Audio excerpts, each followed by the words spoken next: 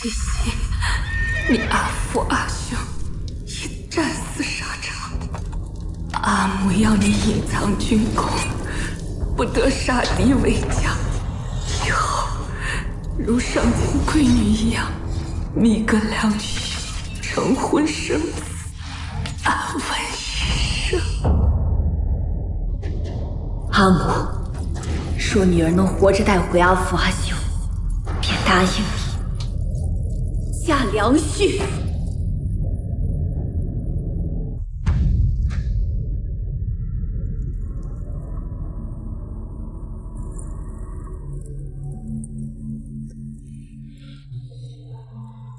我战北望只爱西西一人，绝不纳妾。等我平安归来，并与夫人厮守一生。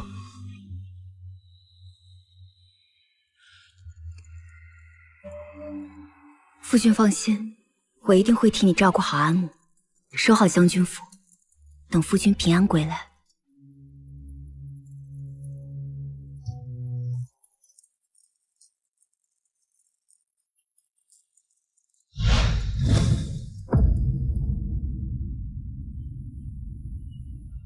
西西，我与义坊在战场上情投意合，特以军功求来赐婚。如今赐婚旨意已下，他会以嫔妻入门，与你无分大小。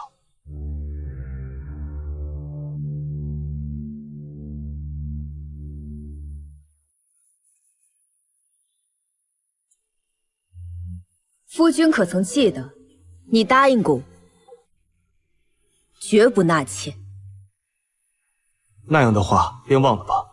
当时我不懂情爱，只是觉得你合适当我的夫人。直到我遇到了阿访，她和我见过的所有女子都不一样，我爱极了她。我要见义坊将军。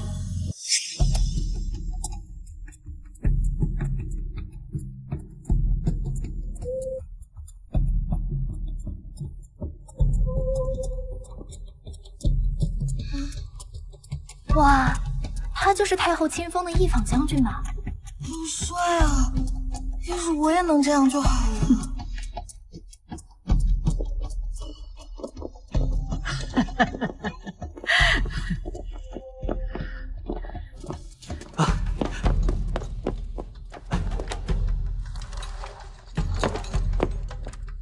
阿父，阿母，她就是义坊我即将入门的妻子。果然是气度非凡，不愧是太后亲封的第一女将军。快进去吧，啊！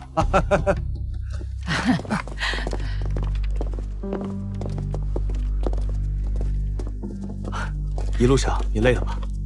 西西，快来见过义坊，以后你们就是姐妹了，要和睦相处。哼，姑娘这一年的付出真是为了狗，这将军府上下就是养不熟的白眼狼。宋氏，听北望说你要见我，可是有话要对我讲。太后曾说，义坊将军是天下女子的表率，就想当面问一句：义将军可甘心为妾？你这孩子，陛下赐婚怎么会为妾？义坊可是朝廷武将，哪有官员当妾的？当然是平妻，无分大小。无分大小，我朝可有这样的规矩？西西啊，你素来懂事，既加入战家，就以战家为先。义坊此战立下的功劳也北望大，往后他们夫妻一心，夫妻一心，那便与我没什么干系了。宋氏，我最看不上的就是你这般内宅里的女子，我也不屑与你们内宅里的人纠缠。你若是识相的话，便与我和平共处，否则休怪我拿军规治你。义将军，你别忘了，我也是武将之女，我父亲与我6个哥哥3年前战死在南疆战场，我也是。那是他们，不是你。你始终是个养在闺阁里的娇贵女子，比不了阿芳。当日是你登门求娶，与我阿母承诺，今后只我一人，绝不纳妾。如今是你失信于我，别弄得好像是我阻碍了你们一样。如此说来，倒是我横在你们夫妻二人之间，我才是那个多余的人。那日我就同他说过，当时我不懂情爱，直到遇到你，我的心里只有你。这还差不多。你们怎么能这么欺负我家姑娘？伺候老夫人、打点将军府上下的，可都是我家姑娘。大胆，哪有你说话的份儿？宝珠只是替我委屈，父亲又何必生气？我和阿访没想过伤害你，你以后依旧是战夫人。以后我们两人啊，在军中的日子偏多，我们两人所生的孩儿，也可由你来抚养。如此啊，也可巩固你的地位。日后，我还要帮你们养孩儿。你若想有孩儿，我可以与你生一子或者一女，但自此之后，你我便不再同房。你呢？你也同意这样？我并非善妒爱拈酸吃醋的人，我和战哥也是为你着想。若你能有了自己的孩儿，那下半辈子也有靠了。至于你有孕之后，他还去不去你的房中，我可管不了。放心，他如果怀上，我此生便不再碰他。不用保证，我并非那般小气之人。父亲母亲也同意了。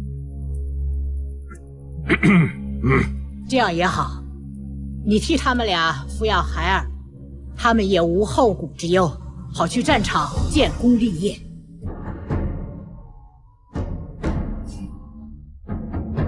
女子在世也是十分艰难，你们为何还要这样糟践女子？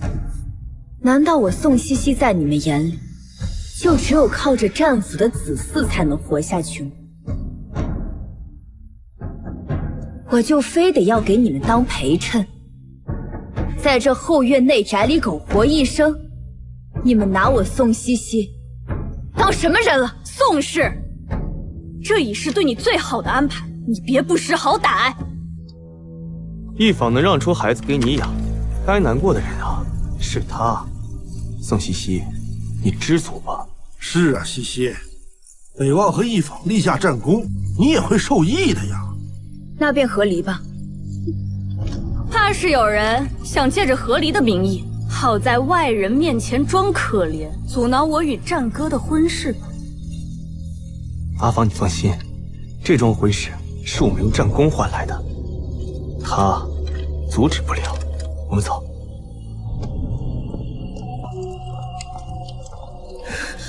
姑娘，无碍。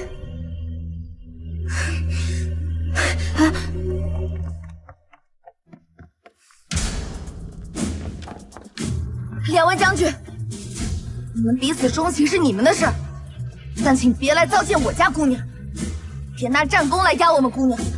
我们大胆！你一个卑贱的丫鬟，也敢在本将军面前大放厥词！我一个卑贱丫鬟，上知礼仪廉耻，身为朝廷的女将军，却在战场上与别人的夫婿勾搭不清，如今还仗着军功欺负我家姑娘。这就是你养的丫鬟，没大没小。我的人也容得你随意打骂？岂有此理！岂有此理！宋茜茜，为了一个卑贱的丫鬟打你夫君，简直大逆不道！母亲，来人啊，快请丹神医！母亲可千万别动怒，毕竟昨日刚服了药，这药力也只能维持5天，5日之后，丹神医便不会再为你登门治病。你说什么？宋茜茜，既然不让丹神医给我母亲治病，你心思怎能如此歹毒？夫君慎言，是丹神医自己说不会再来，他觉得替德行有亏的人治病会折寿。你这个毒妇，你是要害死我吗？宝珠，我们走。宋茜茜，你给我站住！不许走！宋氏，你如此陷害婆母，就不怕外人说你不孝，不怕北望休妻吗？那便休了他，他所有的嫁妆都休想带走。好，明日我请宋家族长与我媒人一同坐下，他战北望休书一下，我当即签收。宋西西，你应当知道，一旦我休了你，嫁妆你是不可能拿得走的。那就看你拿不拿得走。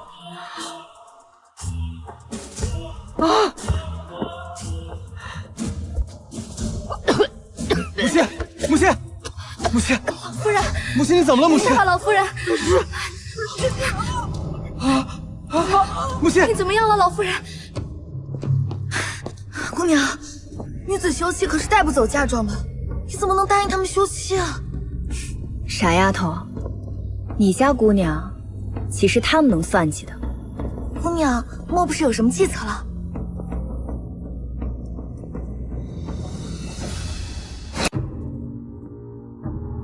陛下，战夫人宋西西还在宫门外候着，一步未曾挪动。朕不能见他。一坊和战北王赐婚旨意已下，即便他是朕的旧识，朕也不可能因他而寒了战将军他们的心。毕竟他们可是有战功在身。陛下，但若论战功，一坊和战北望可比不过战夫人的父亲镇北侯啊。有理，让他进来吧。只要不是下旨撤婚，朕都能答应他。陛下圣明。宣宋西西进殿。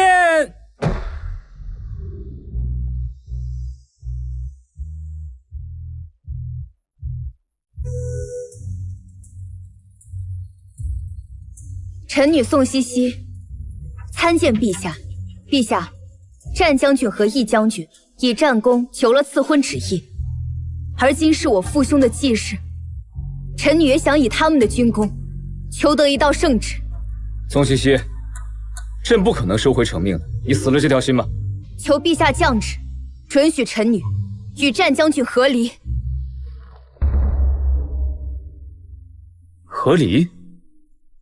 你不是让朕收回成命，而是和离。回陛下，侯府如今仅臣女一人，臣女的父兄一生光明磊落，铁骨铮铮，臣女也不想苟活在后院中将就一生。朕知道，你也是心仪战北王，就舍得。他既舍得了臣女，臣女也便舍得了他。你且回去吧，过几日旨意会下到将军府。那陛下可是同意？到时候你自然会知道。臣女领旨。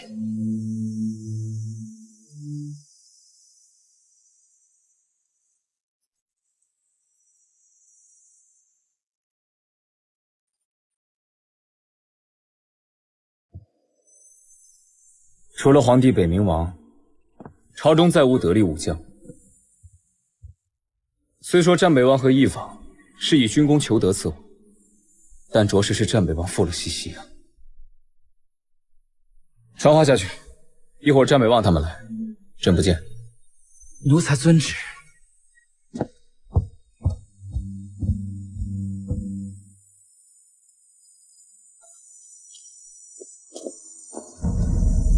二位将军请回吧，今日皇上确有不便。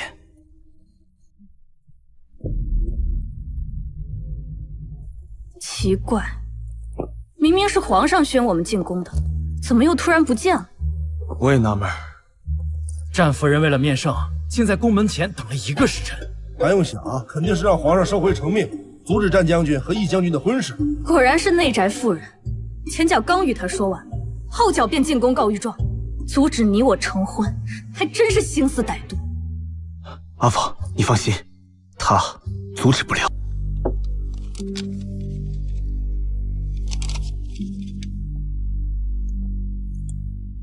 宋西西，你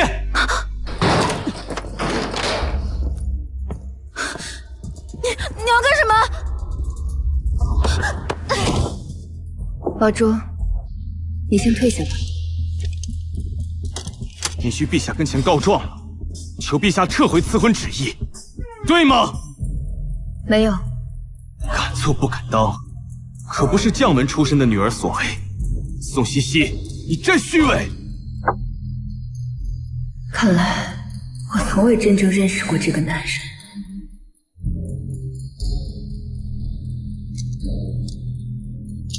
陛下并未答应，你和他的婚事照旧。宋茜茜，想不到你竟如此恶毒。本来我还对明日的休妻之事心存愧疚，如今已荡然无存。活该你落得休妻的下场。宝珠，宋客，将军，请离开。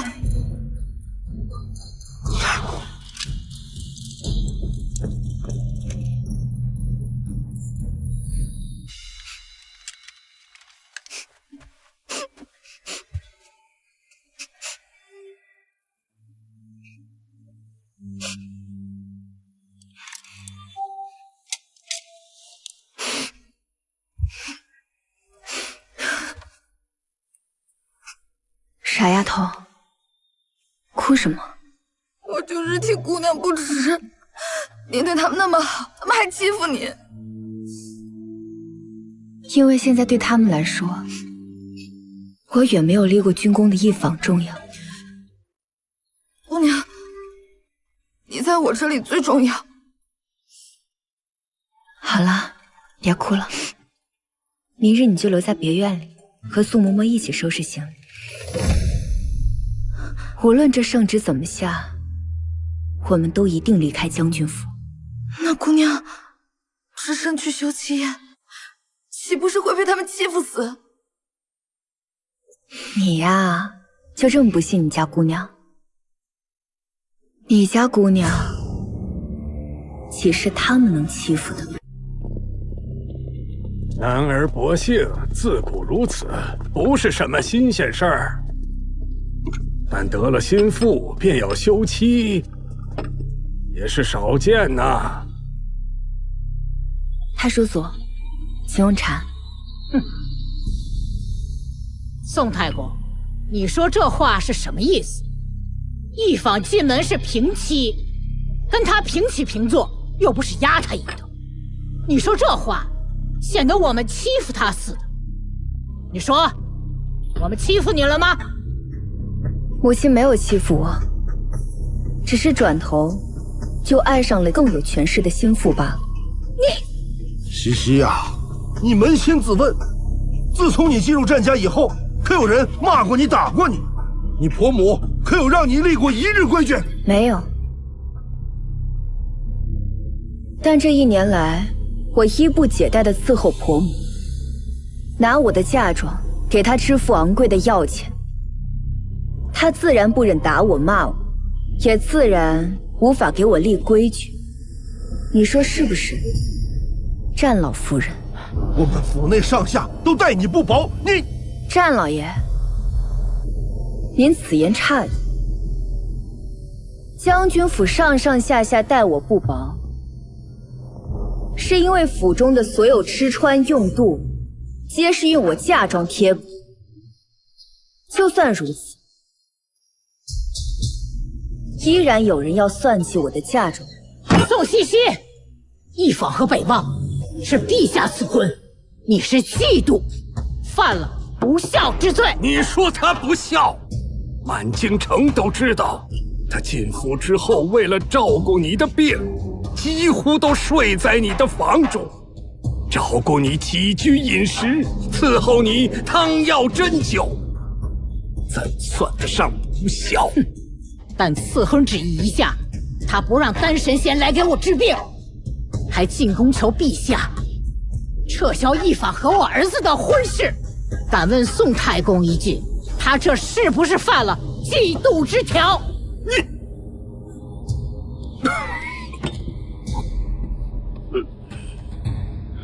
休我同意。敢问战老夫人一句，我陪嫁过来的嫁妆？我们将军府不图你的嫁妆，但你是被休出去的，按照律例，你的嫁妆一文不给。我念你伺候我1年，嫁妆扣你70%，其余的你都带走。岂有此理！这还不叫图他的嫁妆？我看你们就是欺负他宋家无人了，就是想让那个女人当正妻，又图我西西的嫁妆，故意往西西的身上泼脏水。这要是传出去，将军府的脸还要不要了？太叔祖，您息怒。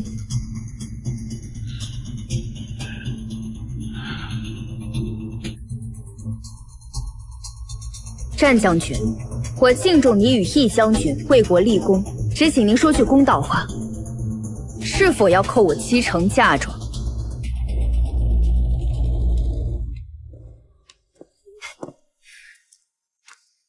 战哥，你不带我逛逛这将军府？阿芳，我们不要宋茜茜的嫁妆，可好？可以啊，我知道你品行高洁，不屑用她的嫁妆。况且，这偌大的将军府还差他那点嫁妆吗？那他这1年贴补给将军府的，我倒是也一并退还。贴补？他这1年来一直用嫁妆贴补将军府。母亲在吃丹神医的药，甚是名贵，将军府入不敷支。她嫁进来这1年，便贴补了些。那将军府岂不是只剩下一个空壳子了？是，但不要紧，我们冒尖出头了，以后俸银也好，赏赐也好，都不会少的。若是悉数退还嫁妆，岂不是会让人觉得你理亏？你的意思是？战哥，务必要扣下他1半的嫁妆。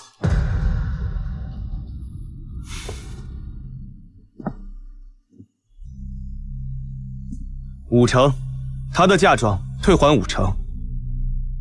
宋太公如果不服，尽管去官府提告，看看我说的是否合理。战将军还真是替我着想，竟还为我保留了1半的嫁妆。如此一来，我也不必再对你们留情面了。50%，亏你说得出口！西西嫁给你的时候，10里红妆，那是多少银子，多少田庄铺子商号，你们怎敢大开饕餮之嘴？我说了，你们尽管去官府提告，休书我已经备好，先给你们过目。夫人多好啊，可惜犯嫉妒之罪，故休书一封。希望你以后再嫁，不要像这样煽动手段，真诚待人，才会得到幸福。多谢将军教我做人，只是这休书还没官府盖章呢。我会亲自拿过去，嫁妆方面却已是厚待你。按照律法，被休出门者，嫁妆不可带走。希望你别怪我，这一切都是你咎由自取。我拿真心换回你们战家这样的回报，可不就是我咎由自取吗？宋茜茜，把嫁妆单子拿出来吧。北望愿意给你50%，那就按照嫁妆单子分了吧。你简直是岂有此理，欺人太甚！这就是我伺候了1年的婆母，我的消息全被当做了驴肝肺。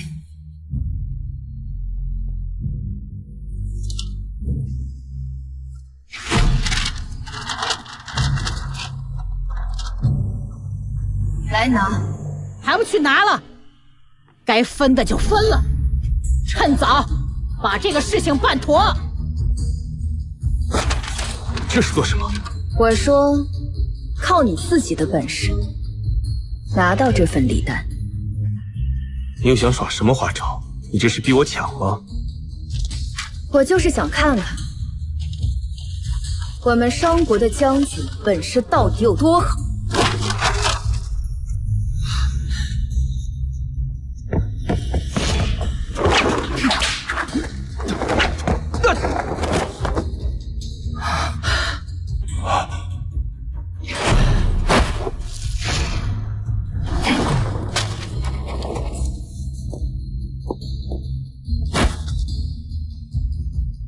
你会武功？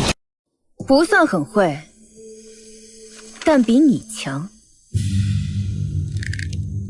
口出狂言！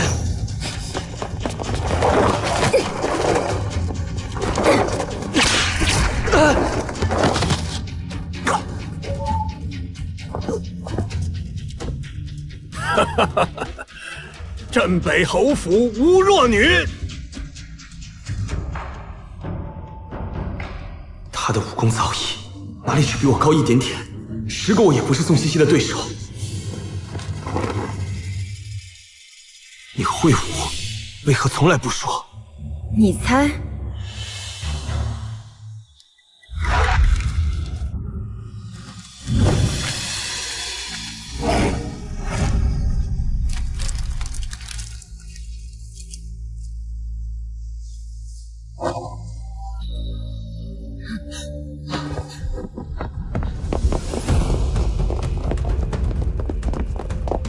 好啊！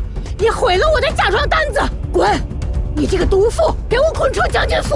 你觉得我要带走将军府的东西，有人能阻拦吗？你敢？你敢带走？我立马跑到官府提告，你是被休掉的。今天1文钱都别想带走！来人，把他给我赶出去！这些东西都是陪嫁，一个都不许带走！慢着！圣旨到！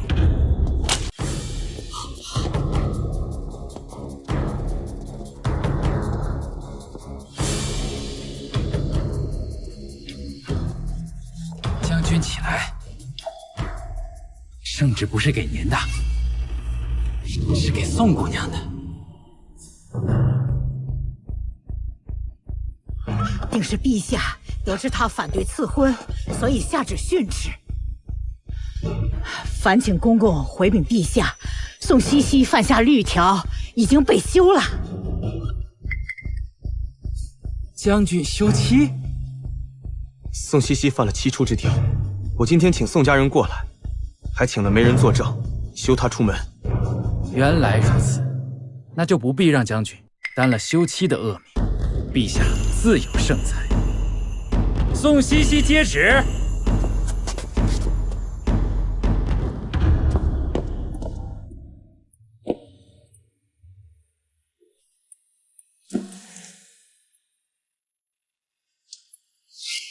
等我平安归来，定与夫人厮守一生。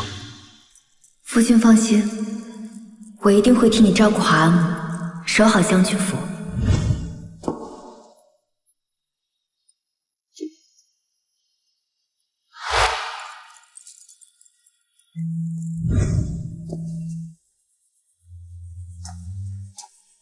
臣女宋茜茜接旨。不知道陛下是否会让我与战北王和离？奉天承运，皇帝诏曰：镇北侯宋怀安立下赫赫战功，追封镇国公。镇国公世袭3代，念镇北侯一门男丁为守护我商国疆土，全部牺牲，仅有宋茜茜一女尚在，故宋茜茜的夫婿可世袭国公之位。阿父，阿兄，茜茜定会延续我镇北侯府的香火。陛下没有忘记镇北侯府一家人的牺牲啊！那要是没有休妻，北方是不是就可世袭国公之位了？是啊，夫人。令战北望赴约宋茜茜在先，宋茜茜请求和离有礼，朕予以恩准，从此两家再无关系，钦此。啊！什么？宋西西，谢主隆恩。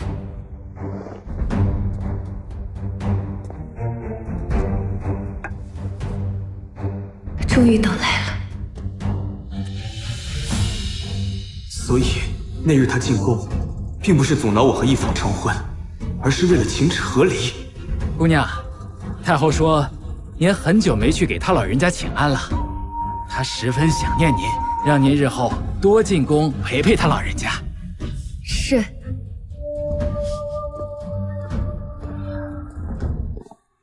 想不到宋西西还有太后这层关系，那我可不能让她就这么走了。西西呀，你怎么不早说呀？害得婆母错怪了你。母亲一直认为你是个好儿媳，这退婚一事，咱再商议商议。圣旨已下，从此以后，你我两家再无瓜葛。宋西西，自打陛下为我与一坊赐婚，你就已经想好要和离了，对吗？没错。就不明白，你是正妻，她是妾，你为什么不能接受，非要和离？妾？将军的原话可不是这样。平妻入门，无分你我。就因为这个，难道我就没有一点你值得留恋的地方吗？简直是岂有此理！明明是你薄情。太叔祖，为这样的人生气，不值得。从你赴约开始，你在我眼中便是一文不值。走吧。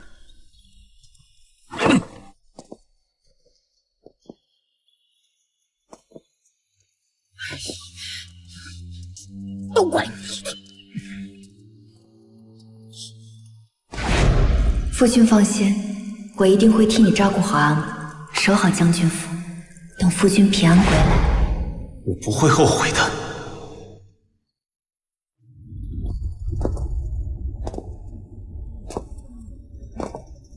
休了吗？可扣下了他一半的嫁妆。小心点儿，动作麻利点儿。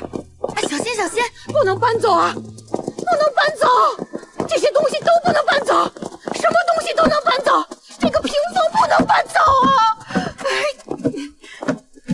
还是劝老夫人快放手，这可是太后赐我的陪嫁，你觉得你们战家要得起吗？哎呀，阿母，我和一坊迟早会给您赚回来，这些东西咱们不要也罢啊。走，咱们回府。是，全部带走。什么都让他搬走了，什么都没有了。这将军府连我买药的钱也没有了。哎呀，阿母，南疆战场即将需要我和一坊了，到时候我们会再次立功回来的。没扣。我不是同你讲过，务必要扣下一半的嫁妆吗？将军府都已经只剩下空壳子了，你没扣他嫁妆，我们怎么过活？一坊，你嫁给我，是怕过苦日子吗？我也不是这个意思，我只是想着，我们可以一心一意的在军中建功立业，不必为银子发愁而已。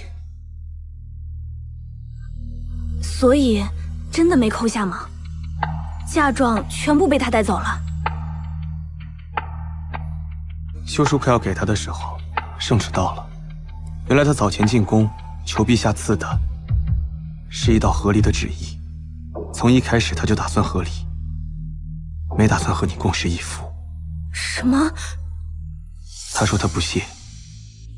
他不屑？我都还没有嫌弃与他共侍一夫呢，他倒先不屑了，真是可笑。他拿自己当什么东西？圣旨里封镇北侯宋怀安为镇国公，3代世袭。他现在是国公府里唯一的嫡出千金，他日后所嫁夫婿可成爵，又或是从旁系过继成爵。他所嫁的夫婿能成爵？这怎么可能啊！本来以为可以扣下她的嫁妆，她被休妻，日后也不会有好人家娶她。现在陛下竟然为了她开了先例。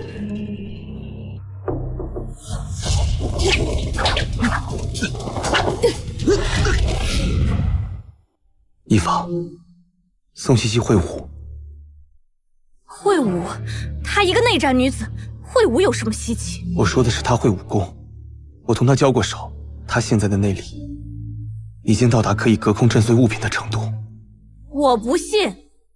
你说她会武已经够离谱了，竟然还说她可以隔空震碎物品，这世界上没有几个人能做到的，你也太夸张了。算了，我就知道你在骗我。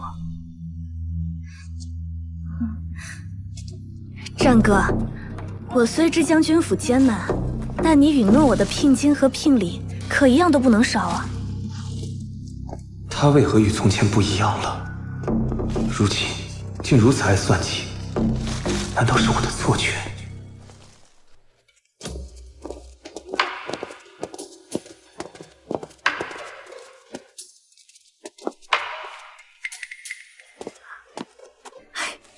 紧张啥？快过来，大小姐人很好的，来，快过来，来，快过来吧，来。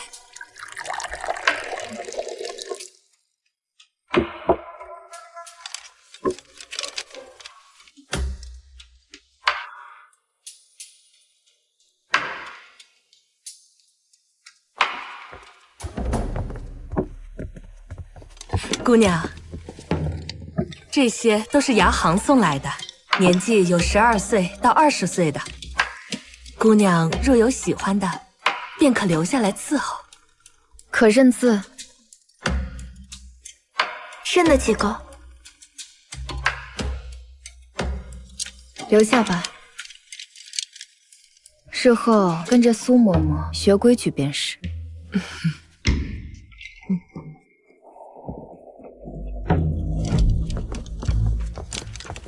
姑娘，明天就是将军府大婚，还给您递了宴帖。你说他们怎么这么无耻，扣不下您的嫁妆，还想再赚一笔彩礼钱？他们既然敢递，咱们怕什么？去便是。啊！大喜日子多喝点啊！干了干了，这是高兴来，买真不贵啊！哎呀，买了买了，来，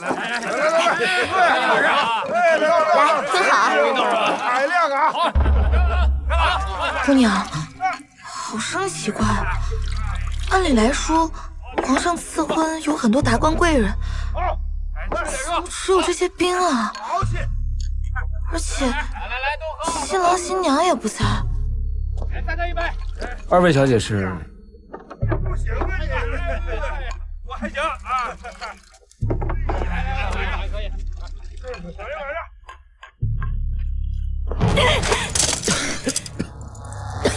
阿母，你若是不想帮我把婚事办得体面些，你便同我讲。现在倒好了，好好的一个喜宴都变成笑话了，就是因为席位不够，宾客全都走光了。你让我如何在朝为官啊？我也是按照宾客单子置办的呀。谁知道你请的都是粗鲁的士兵，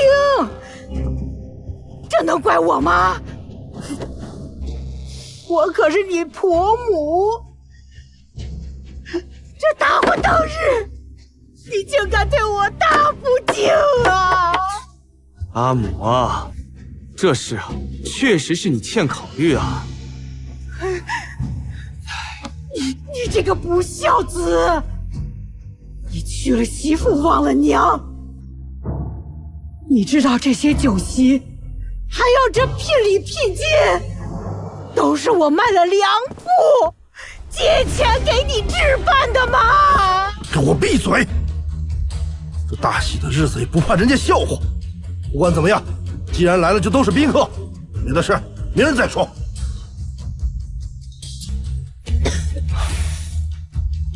走吧。哎，造孽呀！我战家怎么请这么个玩意儿啊？什么跟什么呀？你之前不是挺开心的？滚！哎！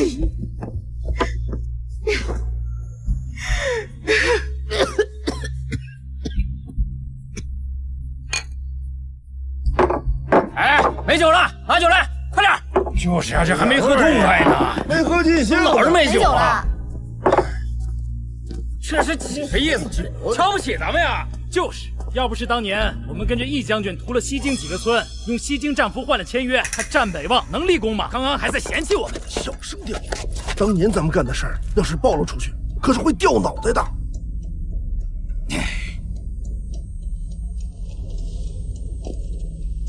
难道当初成灵关一战，藏着什么不可告人的秘密？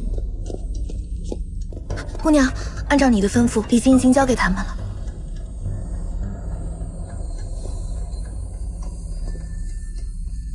宝珠，你去帮我给大师兄传信，让他帮我查成灵关一战是否有问题。是。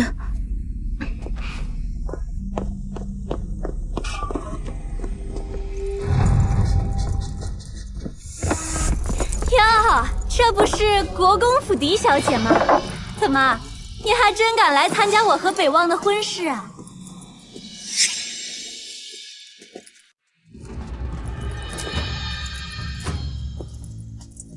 战夫人的请柬都已经送到国公府了，我宋西西无愧于天地，有何不敢来的？你知道我是战夫人就好。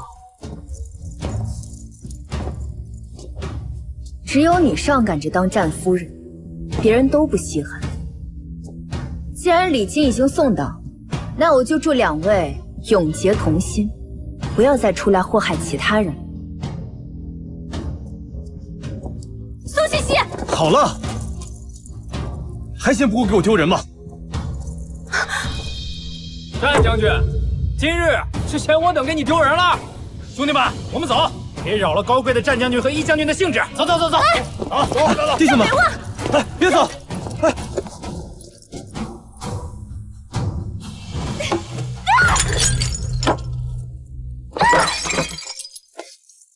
战北望，你现在可高兴了？我的脸都让你和你父母丢尽了。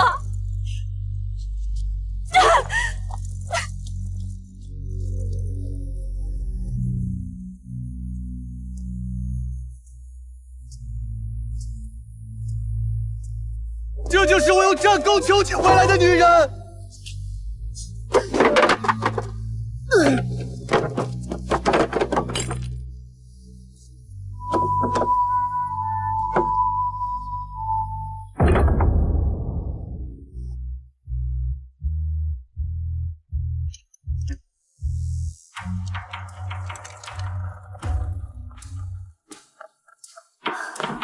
姑娘，大师哥的信鸽来了。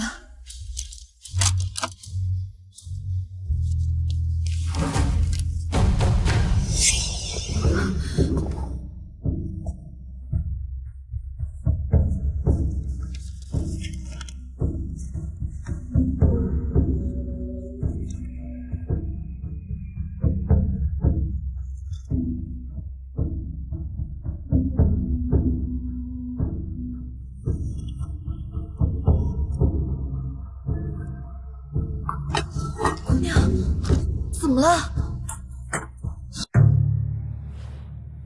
一方杀了西京几个村的人，还违背了我商国与西京不杀无辜百姓的约定。西京人以为是我祖父作为主帅下的命令，所以他们把仇全都报在了我侯府老弱病孺身上。什么？我们侯府是因为一方才被灭了门？那一方还有什么脸面出现在姑娘面前？成灵关一战一定有问题。主帅明明是我祖父，可指挥作战却是一坊和战北望。我一定要查清楚。姑娘，姑娘，姑娘急报！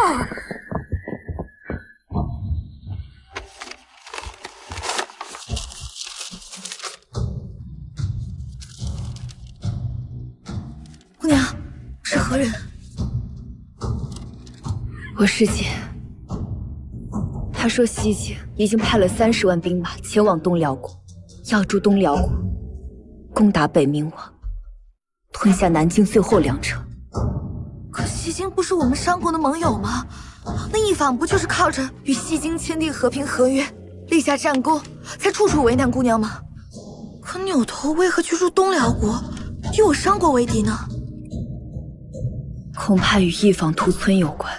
那姑娘，您接下来打算怎么做？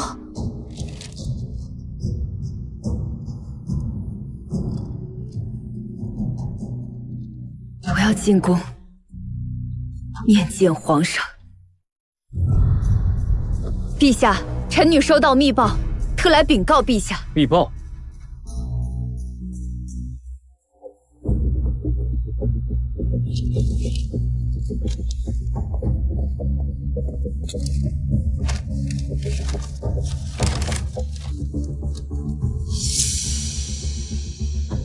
陛下，臣女师姐乃是万宗门旗下排名第1的暗探，她所言不会有假。臣女恳请陛下支派援军给南疆。荒谬！一派胡言！西京与我商国签下了互不干扰的合约，怎么可能与我商国的敌国联盟？臣女愿与项上人头担保，师姐所言句句属实。胡闹！如今镇国公府就剩你一个人，你要朕拿你的人头，是想让你们镇国公府满门灭绝吗？你伪造这个消息，让朕增派援兵，你是想让战北望和一坊再上南疆战场吗？战场凶险，你是不是盼着他们死在战场上？陛下，来人，送宋大姑娘回府，派人日夜轮手盯着，不许出府门半步。陛下，臣女绝对不会拿家国大事和儿女情仇牵挂，请陛下相信臣女。你父兄是顶天立地的大英雄，不要做些损害他们名声的阿杂事。朕可以给你尊荣，也可以收回。朕今日当你没来过，好自为之吧。看来我要亲自去南疆战场报信了。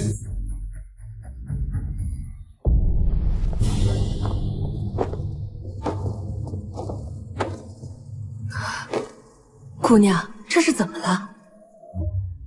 皇上现在每日派人监视我，可我有要紧的事情，必须要离府。我不在的日子里，国公府要像我在时一样运作，能瞒多久是多久。若是实在瞒不住，就告知皇上，等我回来后，再去向皇上请罪。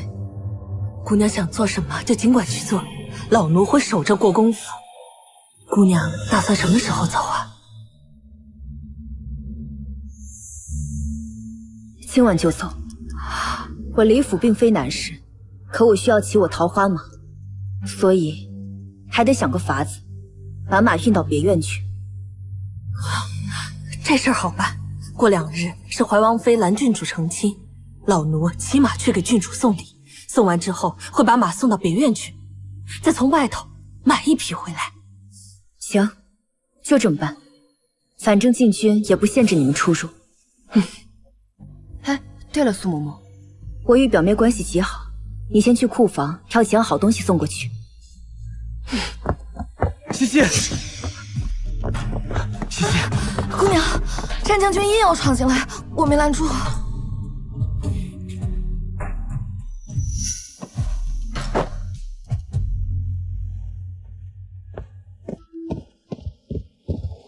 战将军，何事？西西，西西，我阿母发病了，我请不来单身医，我也买不到药王堂的丹血丸，他们只知为难我，我实在是没办法。战将军和新夫人立下战功，是有能耐的人，没有什么解决不了的事儿吧？就算有，也不该来找我们家姑娘。丹神医最敬重忠孝之人，他老人家也只是恼怒战老夫人把事情做得太绝。若是战将军或易将军去药王堂跪上1-2时，说不定就能打动他老人家。什么？跪？好，多谢。战将军，接下来的这几个月，我要在佛堂诵经，为我国公府的冤魂超度。届时，还望将军府的人莫要再来。知道了。姑娘，都办妥了。宋怀安之女宋茜茜，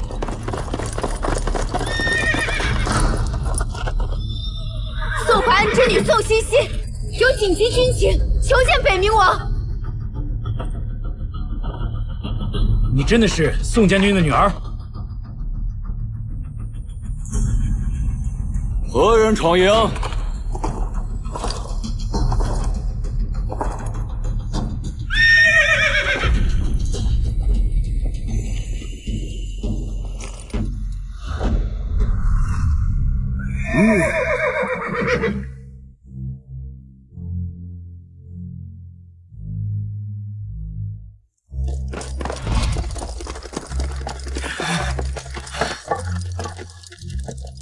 何人闯营？我乃宋怀安之女宋茜茜，我有重要军情要禀报北冥王。宋怀安之女宋茜茜，正是。她就是连受了南疆23城的北冥王谢荣木。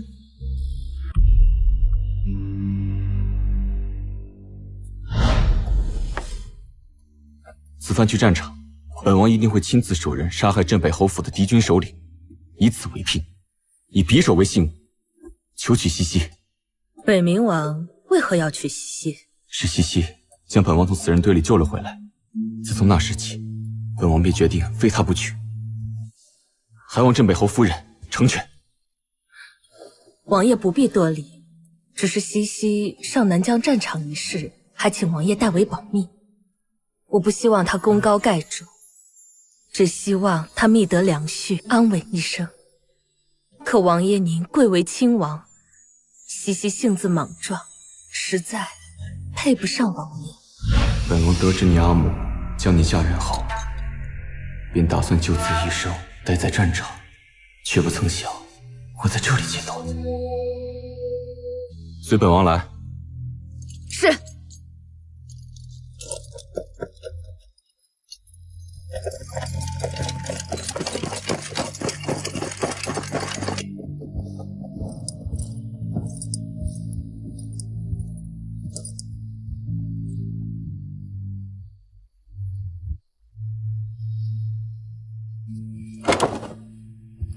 说吧，什么重要军情？启禀元帅，我二师姐在东辽国探得消息，西京统帅苏兰基已经率西京兵马约30万进了东辽国，换上了东辽国士兵的战甲，现在已经前往南疆战场。为何不直接禀报皇上？禀报了，但无凭无据，皇上不肯相信。元帅肯信我吗？你二师姐乃是万宗门的人，名叫平无宗，她是江湖上非常有名的暗探，她打听的消息一定不会有错。元帅怎会对万宗门如此了解？本帅幼年常去眉山，得知眉山万宗门有一顽皮女子宋茜茜，得万宗门上下宠爱。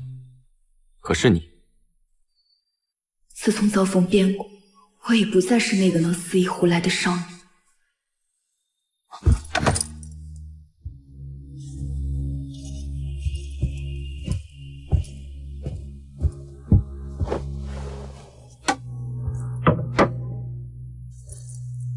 可是日夜兼程赶到的，用了几日赶到？无事，我还好，就是我的桃花马，怕是累坏了。喂马，备战！是。元帅，你不先想对策，或是派人火速传信回京，让皇上增派援兵？放心吧，援军没那么快到。要想扛过首战，就必须先要募兵，还要筹集粮草。你亲自前来南疆报信，这做法是对的。这样，本帅才有足够的时间想应对之策。你下去休息2天，之后再回京城去吧。不用，我已经传信给我万宗门的朋友，我们要一起参军。参军？为我侯府灭门，寻个真相。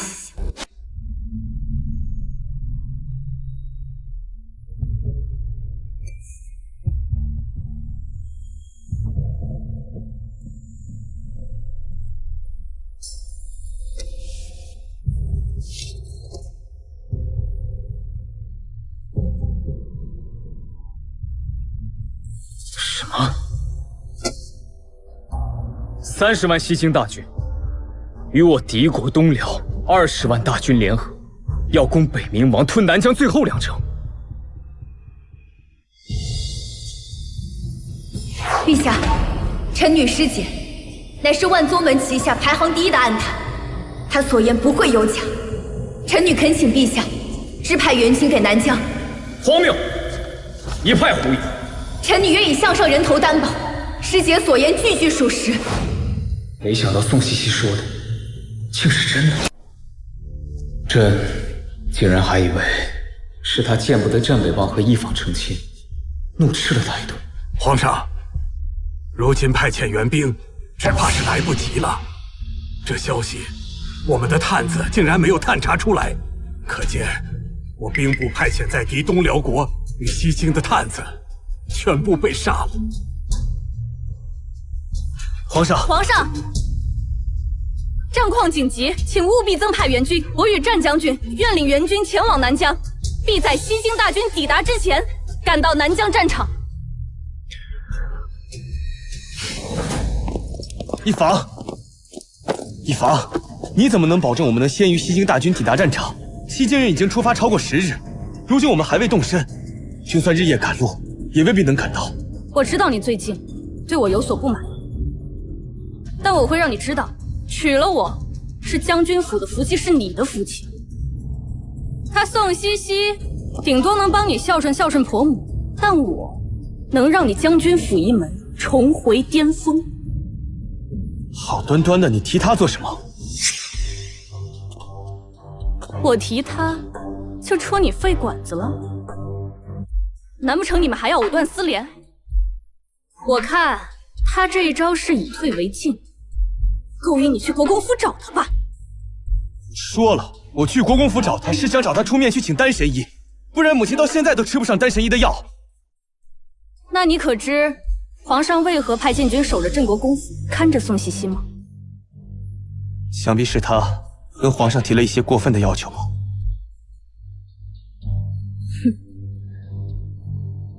我倒要看看，等我们从南疆战场凯旋归来，他是否还会端着他世家贵女清贵的模样，而不露出心底的嫉妒意。张国杰，茜茜，你杀了几个人？数到30个就没数了。哎，馒头，你杀了几个人？我杀了50个。万子你呢？我杀了63个。可以啊。哎，棍儿，你呢？我呀，我杀80个。呵，西西，哎，干净水来了，过来洗把脸。来了。哎，你小子欠揍啊！不是，我们水呢？我这就给你换。宋茜茜，元帅，元帅，你用桃花枪刺敌封侯300多人，不算上封侯的也有100人。你真的是第一次上战场吗？我答应过阿母，要隐藏自己上南疆战场的事。是。既然你不愿意承认，那本王就帮你报守秘密。好，宋茜茜听封。属下在。本帅封你为千户所，领兵1000。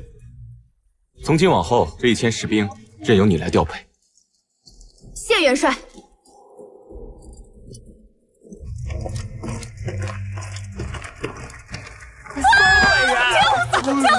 千户所300人，太厉害了！恭喜啊！哎，行了行了，快收拾吧。千户所，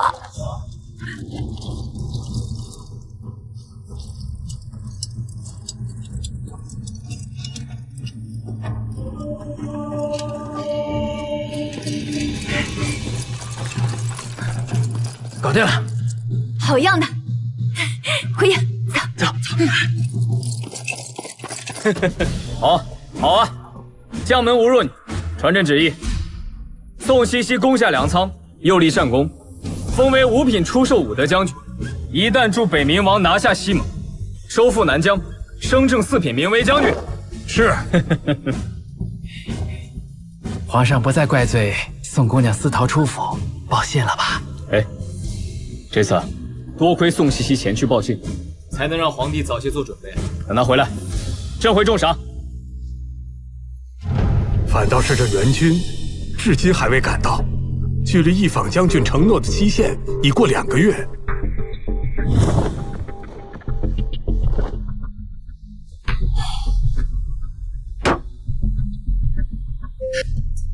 攻下这里，就要拿下，是吧？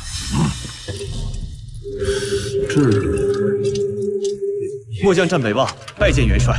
末将一访，拜见元帅。这战北望行军速度实在是太慢。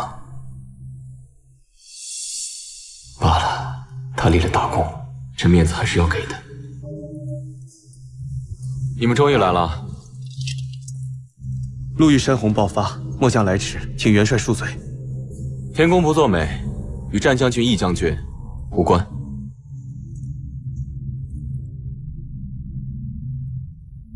看见夫婿了，怎么不见得开心？战将军，今日终于见到你，你小子福气不小，娶了这么好的一位夫人呢！啊，战将军，我还没恭喜呢。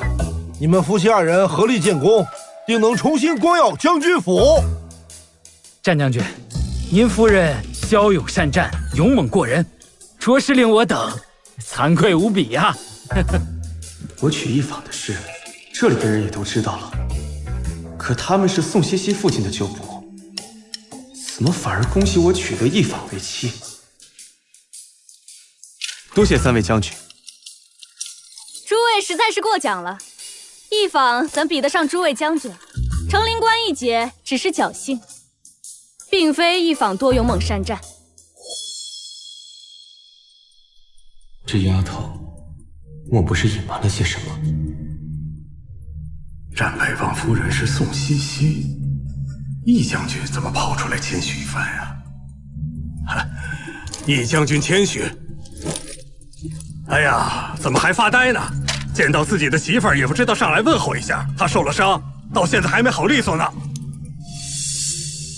你受伤了？我没受伤啊。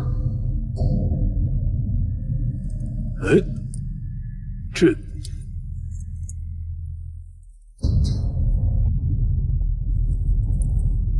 战将军、义将军，终于等到你们的援兵来了，真好。宋西西，你怎么会在这里？所以，他们刚刚恭维的战夫人是宋西西，而不是我。原来宋姑娘也来了南疆战场，只是宋姑娘怎么不同大家解释一下，你与北望已经和离了呢？害得大家误会一场。和离？为什么要和离？回禀元帅，成灵关大捷之后，圣上便将我赐给战将军为平妻，只是宋姑娘容不下我，便请旨和离了。明明是你们2人以战功求得皇上赐婚，我求一纸和离的，无非是成全你们罢了。什么狗屁！立下战功不惠及妻子家人，却用来求娶另外的女人。战北望，你这是薄情寡性，不经汉！望宋夫人如此看好你，把西西许配给你，你却不知珍惜，你惹得宋夫人多伤心呐！这是我们的私事，你凭什么打人啊？哼，他让宋夫人伤心难过，本将就打他。若有不服，打回来啊！别他娘像个废物似的，躲在女人的身后，让女人给你出头。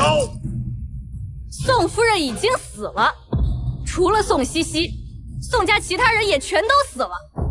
怎么，连这他都没跟你们说啊？什么？宋茜茜，你到底为什么来这个战场？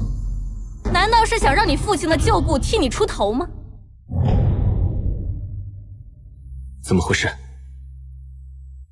？1年前，西京潜伏在京城的探子全部出土，我府中，除了随我嫁到将军府的人之外，全部死了。宋茜茜，你就是一个只会算计的内宅妇人，从未领兵打仗。如今你不仅来了战场，还隐瞒了自己的和离之事，你到底想干什么？够了！你们2人带了多少兵马？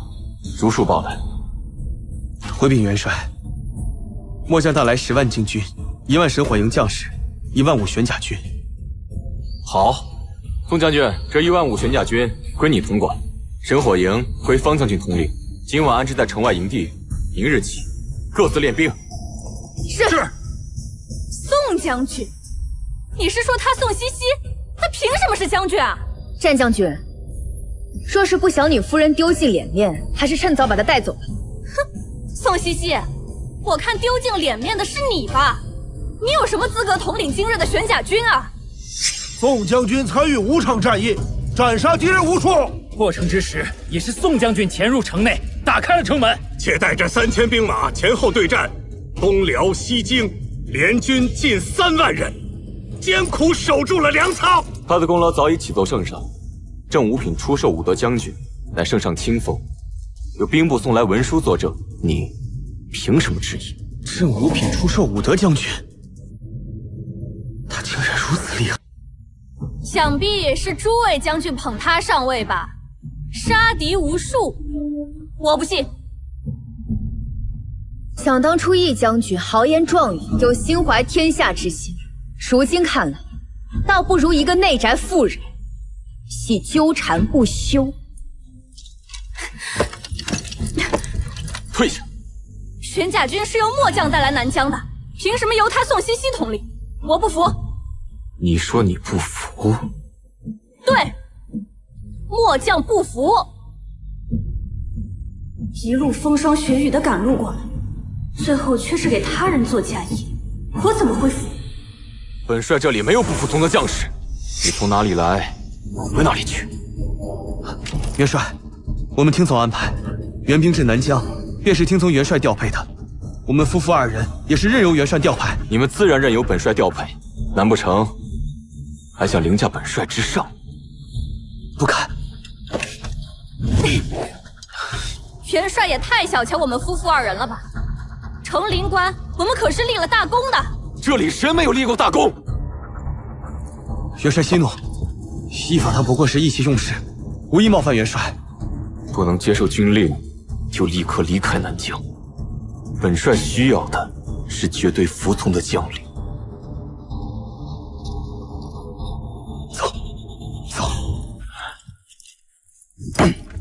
茜茜啊，这么大的事儿，你咋不跟你方叔说呀？啊，你自己咋扛的呀？元帅和6位少将军没了，我心里难受啊。现在夫人、少夫人还小公子都没了，你一个人咋扛啊？快起来！诸位将军先出去吧，本帅有话与宋将军说。是。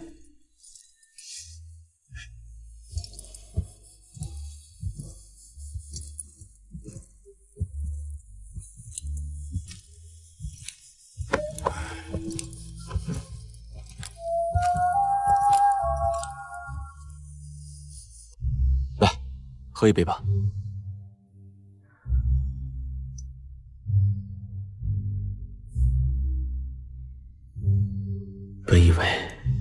牺牲已经是你最大的悲剧，没想到满门被屠，夫婿还会被食言领取，这段日子你到底是怎么熬过来的？坐吧。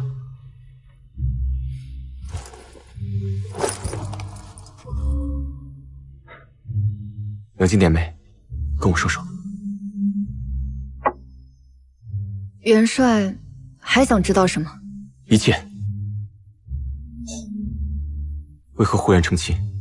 成亲之后发生的所有事情，西京探子屠杀侯府满门，前后的事。当初胡阿母把我嫁给战北望，就是希望我能有个归宿，过上平淡的日子。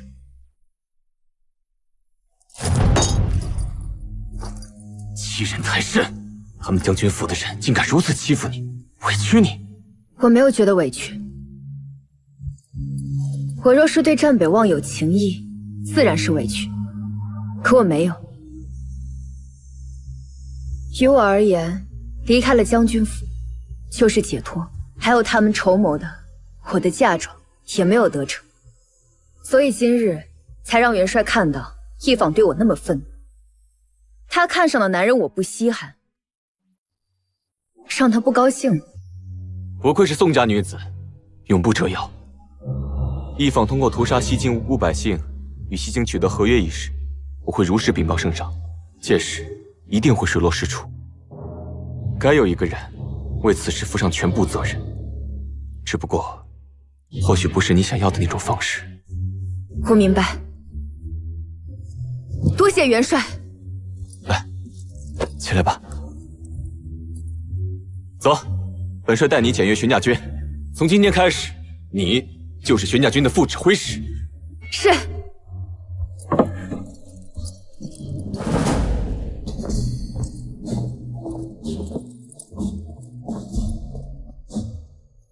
弟兄们，从今日开始，宋将军就是你们的副指挥使。今后在南疆战场上，你们都听从他的调配。他让你们冲锋杀敌，你们就上。任何人不得违抗军令。是。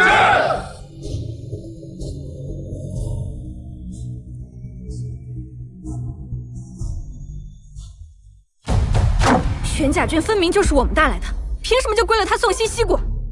分明是北冥王偏心。就算不给他管，也轮不到我们管。玄甲军本来就是北冥王的，我们作为援军抵达南疆，最终还是要听令于他。那可不一定。你想干什么？你不要跟底下的人说，这是扰乱军心。或许乱上一乱，就能露出他无能的真面目呢。一坊，我警告你，你若是在军中胡说，等待你的就是军法处置。成陵关一战，我乃首功，我还是商国的第一女将军，没有大错，谁敢对我军法处置？你一直都不愿告诉我，当初成陵关一战，我负责带兵烧粮仓，你是如何使得西京元帅苏兰基同你签下合约的？我不都跟你讲过了吗？当时我就是四处宣扬北冥王在南疆已经取得胜利，即将奔赴成陵关战场，再加上他们粮仓被烧，许是军心一乱，然后就投降了。为什么我总觉得成陵关大捷有问题？宋西西，我定要你身败名裂。他如果要吃父兄的军功，留在京城当个大小姐，享他的荣华富贵便是。为何要与我们在战场上抢军功？闪开！可不是嘛！我们一坊将军在成陵关定了乾坤，所带兵士不过300余人。要是如此，这才成了5品的将军，那比北冥王托举上去的宋西西比他还要高一级。就是。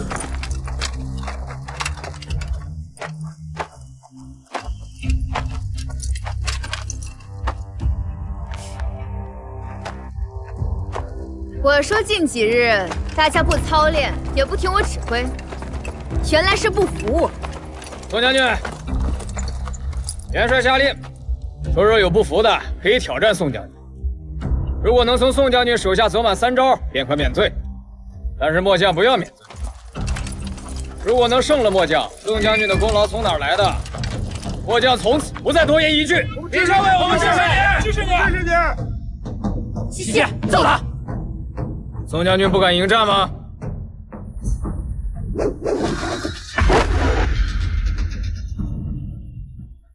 只要打赢你，没错。若能胜了墨家，墨家便誓死追随，绝不食言。对，我们支持你，让他吃复兴的军功，才这么士兵上位。何其艰难！他一介女流，居然用虚假的军功糊弄我们玄甲军，我们都不服。小伟，你说什么呢？你干嘛？把嘴闭上！啊！怎么了？把嘴闭上！宋将军听到了吗？既然陛下未诚信邀约，我也就不推辞，请吧。小伟陛下！陛下！陛下！陛下！看样子是有人要挑战宋茜茜。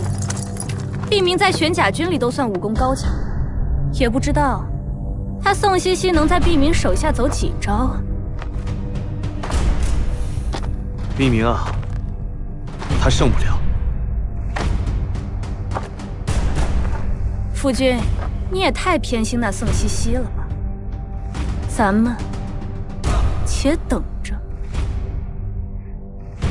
毕明最好是把他打得跪地求饶，免得他这样的人丢尽女人的名声。开始吧，毕校尉。哼，别说我打女人，宋将军，我让你一招。好。毕明他肯定承受不了咱们西西的内力。要是硬挡西西的桃花枪，手臂肯定得断。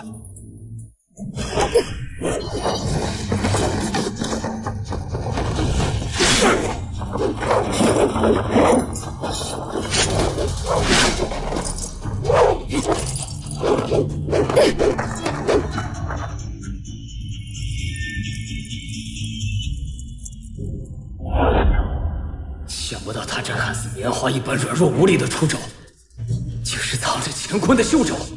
打得好，打得好！好，小伟居然输了，多谢相让。末将毕明，愿听从宋将军调派。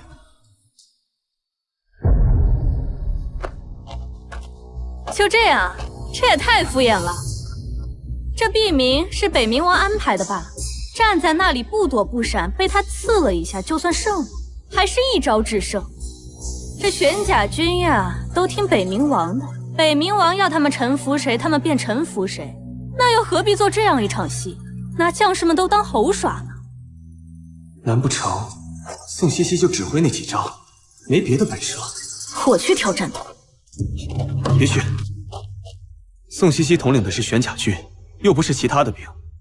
再说你要是打赢了，这北冥王和玄甲军面子上挂不住。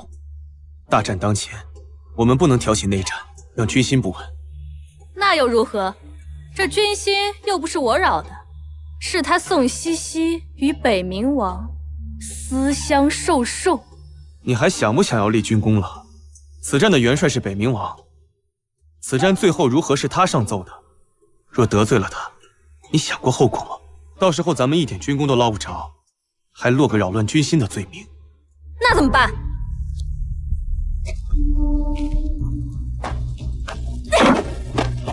那宋茜茜就是仗着出身好，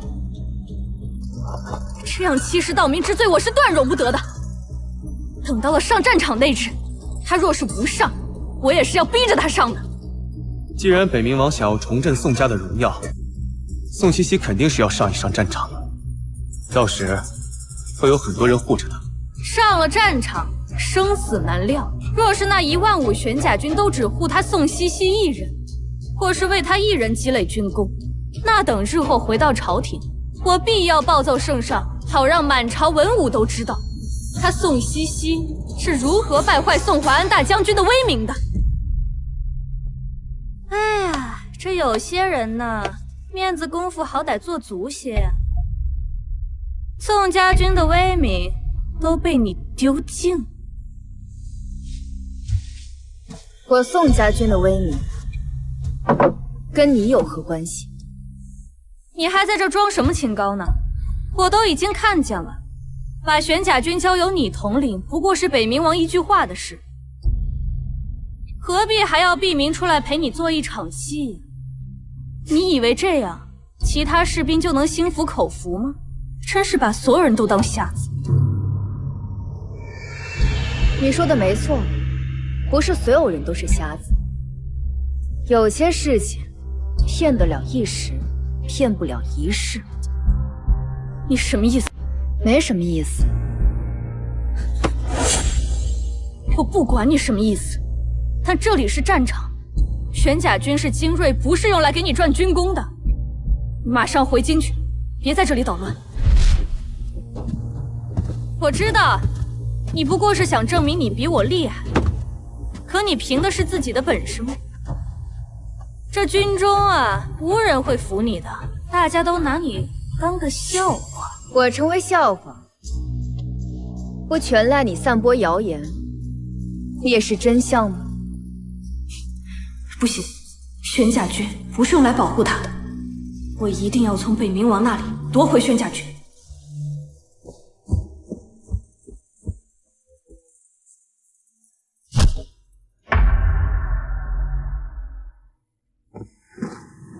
末将一访，求见元帅。进来。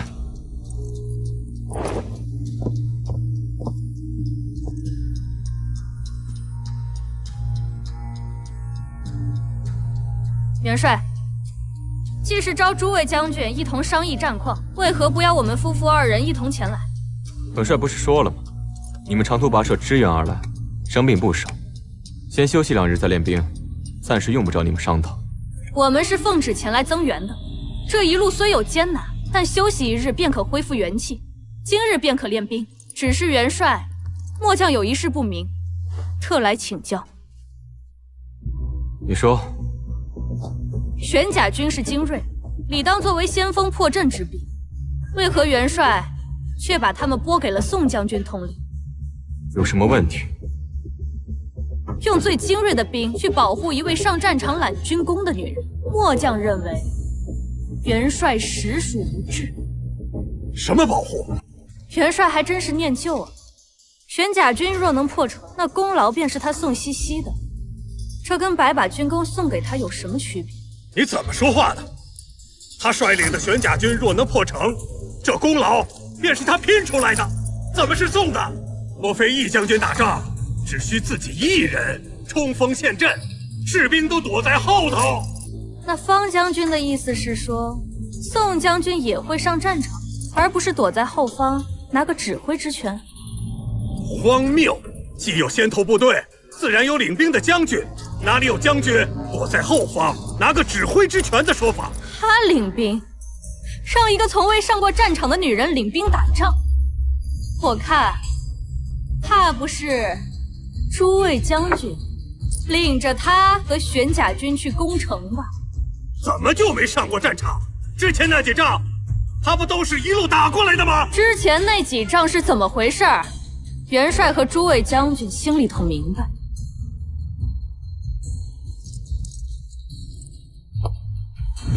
末将一访，请求领玄甲军攻城。如若元帅非要宋西西领兵的话，那末将愿挑战宋西西。玄甲军是由末将带来南疆的，末将不能眼睁睁看着他们跟着一个完全不懂得领兵打仗的将领无故葬送了性命。易将军，你怎么能这样说话？宋将军要是没本事，玄甲军能听他的吗？我真是白白送了性命，这仗还没打，你就说这样的丧气话、晦气话，你实在荒谬！元帅不是说过吗？任何人若有不服，皆可挑战。那末将便要挑战宋西西。若宋西西败，玄甲军交给末将统领。好，本帅允许你挑战宋西西。若是他败，玄甲军将不由他统领；若是你败，战后杖责50军棍，以惩违反本帅军令，同时夺你在南疆战场所立的所有军功，你的名字不会出现在任何军功册子上。这不公平！他宋西西败了，没有任何惩罚；我败了，却要杖责50军棍，还要剥夺我所有功劳。元帅未免也太偏心了。宋西西叔失去了玄甲军，怎么不算惩罚？况且由他统领玄甲军是本帅下的军令，临阵撤换，在军营里边岂不丢了面子？在武将和士兵面前，没有了半点威信。怎么不算惩罚？可是元帅说过，任何人若有不服，皆可挑战。没错，挑战输了，杖打50军棍。是因你不单单只是挑战，你还要从他手里夺过玄甲军。你的挑战是奔着利益去的，失败自然就要有所失去，否则人人都来质疑本帅下的军令，今后之仗还打不打？宋茜茜一个内宅女娘，肯定不是我的对手。好，我明日便挑战你。末将告退。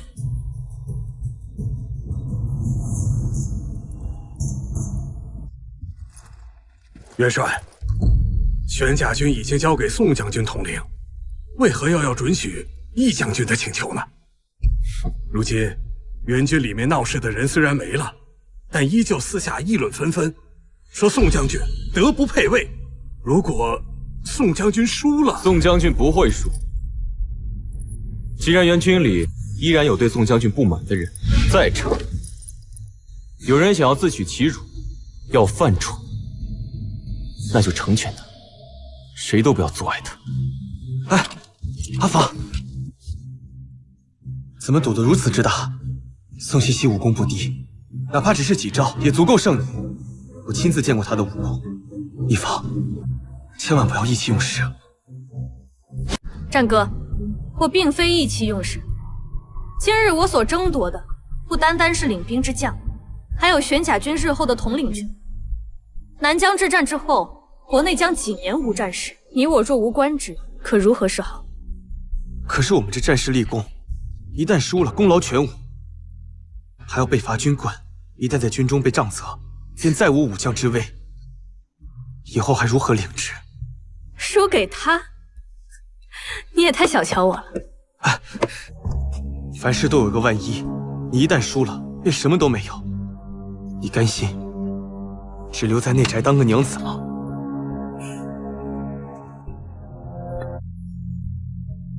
若是为你洗手做羹汤，有何不可？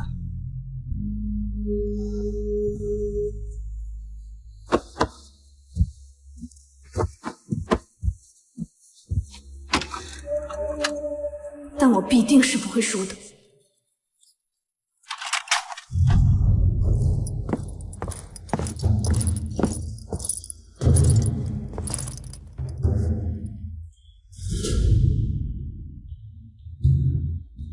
宋茜茜，你还真是愚蠢至极，愚蠢到以为上了战场就能打败我。不过，你也不算太蠢。你还知道利用你父亲的关系，替你自己谋求军功。我们豁出去性命保卫家国，不就图个战功吗？他什么都没做，却封为将军，这何其的不公！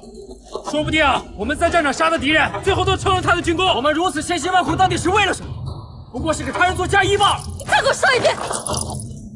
当初攻城的时候，是宋将军第一个飞上去砸了弓弩机，又跳下来打开城门，带着3000将士死守粮仓，才有你们如今的饱饭吃。你们到底还有没有良心了？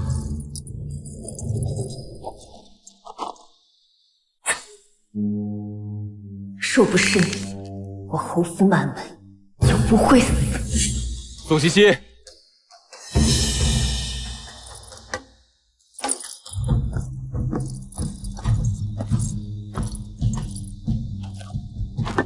不用桃花枪了，用这个。是。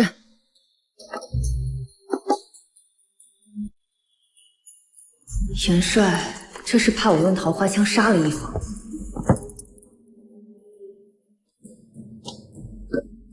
用木棍？你既然如此自信，那就休怪我手下不留情了。一坊不能输，一旦一坊输了，那么他即便是在南疆战场上拼了全力，也不可能得到一点军功，还要挨50军棍。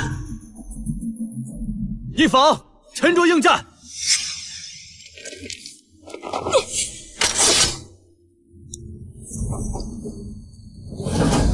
开始！易将军，把他打个屁滚尿流，千万不要手下留情！易将军威武！一将军为我！一将军为我！一将军为我！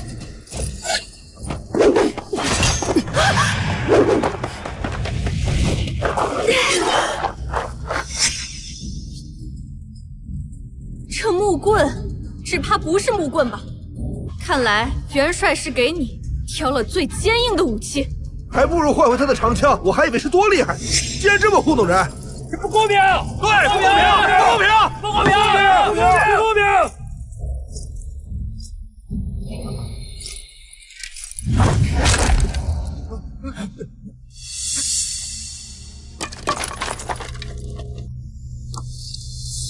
还真是木头棍子，你看。这是什么功夫？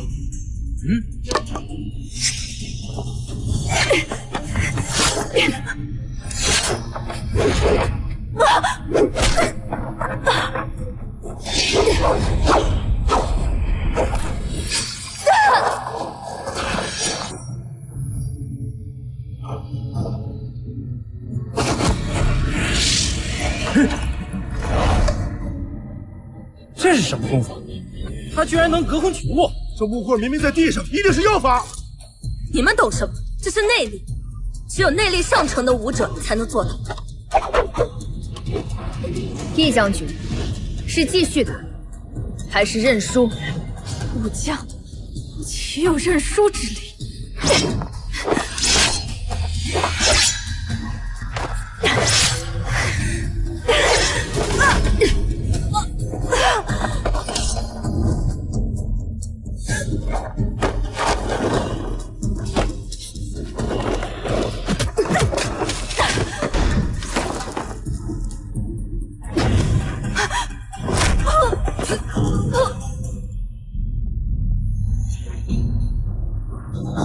周西西，你怎么会有如此厉害的武功？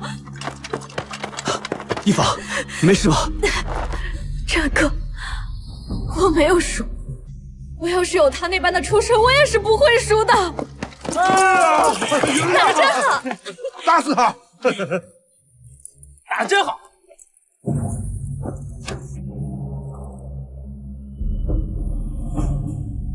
来，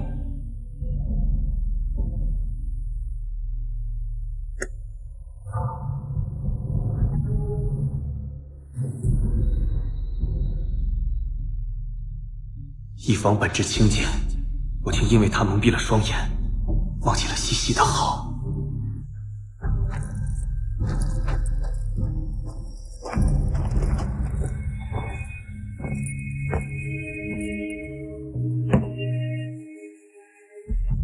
今日起，玄甲军将由宋将军统领。至于易将军违背军令，战后再行惩处。宋将军为我！北冥王对西西如此关照，难道是喜欢他？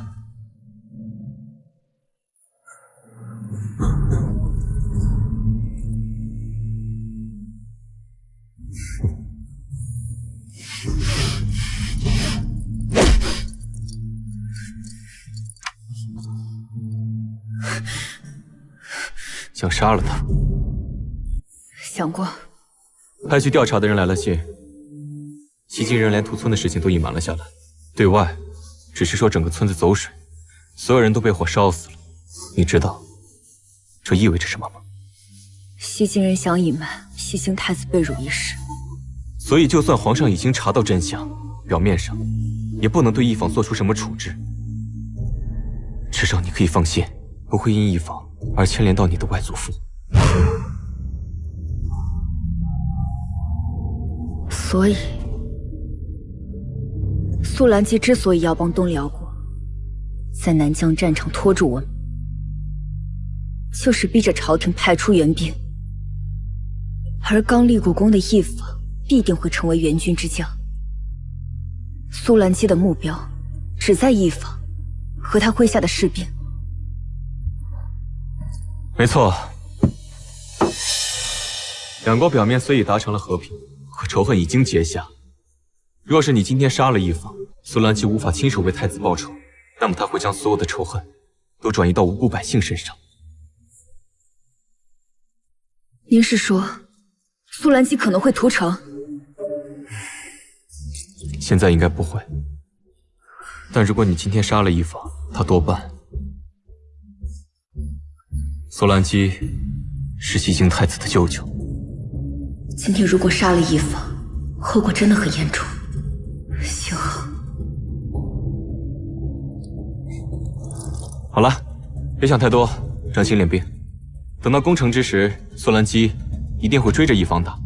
到时候，即便你今日不杀他，或者来日，朝廷也无法问他的罪，他也很难从苏兰姬手上逃脱。知道了。1万5玄甲军分成2组，一组负责进攻，一组负责防守。这2组再分10个小组，也就是说，攻防加起来一共是20个小组。明日的玄甲卫是攻城的先头部队，届时战将军率1万人在后方架云梯配合，大概就是这样。战将军回去之后，若是想到什么问题，可以随时来找我。没问题的话，我现在就有一个问题，请说。当初你为何隐瞒我你会武功的事？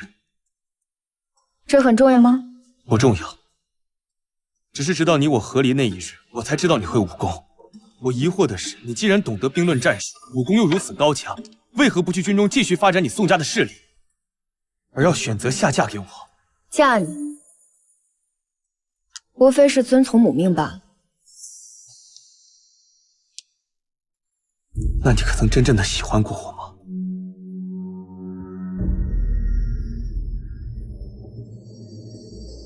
战北望，你从来就没有摆正过自己的位置。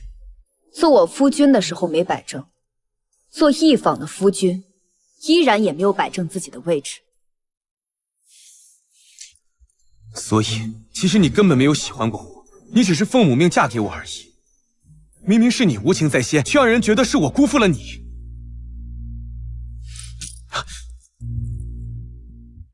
宋茜茜，你把话给我说清楚。宋茜茜，你跟我夫君在一起干什么呢？你的夫人，你自己解释。宋茜茜，闹够了没有？明日攻城，我只是与他商议。你不许吼我！终究后悔的那个人是我，是我错过了这般美好的嬉戏。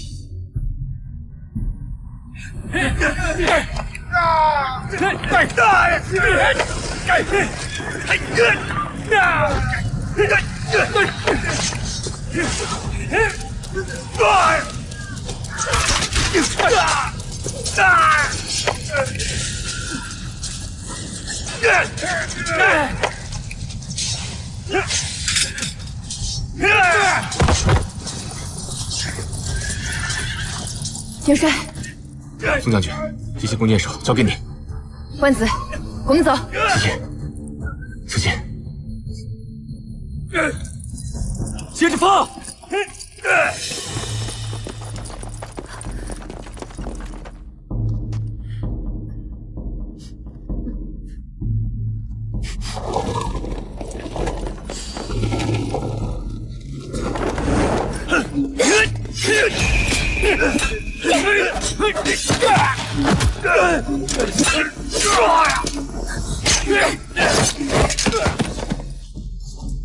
攻城手上！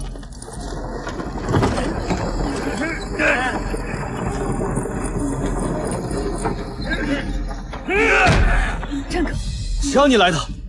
元帅不是让你和方继林在后方守着？我说过不助你立功，这破城乃是我功，我不能让宋茜茜他们几个把功劳全占了吧？而且日后在皇上和兵部面前，你也能替我提一句，我是打了头阵的。但你这是违抗军令。无妨，能助你立功就行。走，随我攻城。你疯了吗？我们攻城是有计划和步骤的，你这样做只会让他们白白牺牲。那又怎么样？我不能让宋茜茜他们把功劳全占了。堂哥，带人随我攻城。所有人攻上去！继续攻城！都给我冲上去！开射！全都给我上！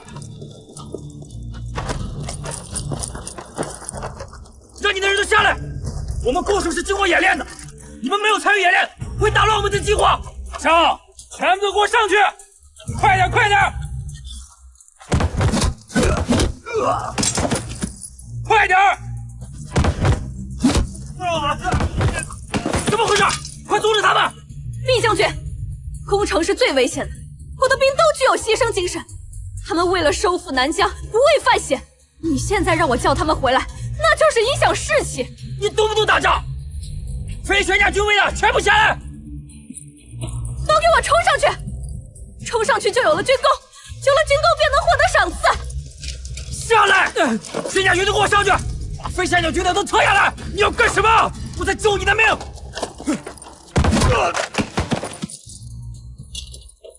玄甲军快上！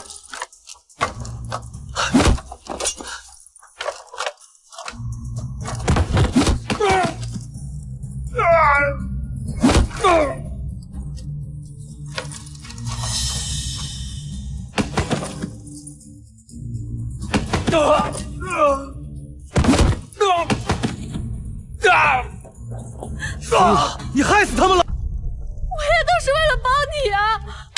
而且他们既然上了战场，那就做好了牺牲的准备。他们就算死了，朝廷也会抚恤他们的家人。我有什么错？他们用不着牺牲。玄甲军主力攻城，我们辅助。你就算跟着我，你也可以让他们去装石头，而不是让他们去送死。哭，就知道哭，滚一边哭去！战哥，你会后悔。我一定要抢走宋西西的功力。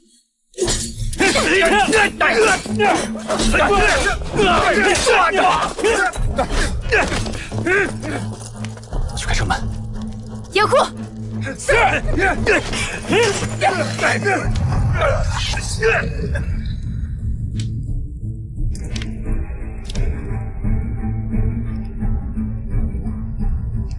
冲！是。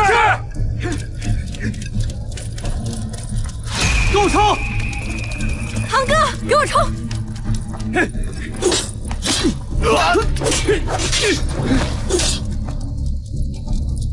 叶芳，回来！敌军车推号角，这往下击杀，这不是逃跑是诱敌，而且看长相，那些是西京人。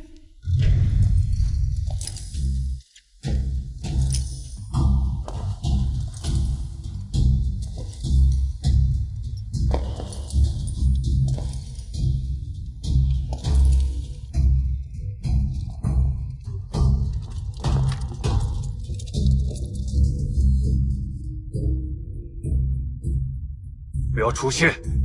所有人给我抓一坊活口！是。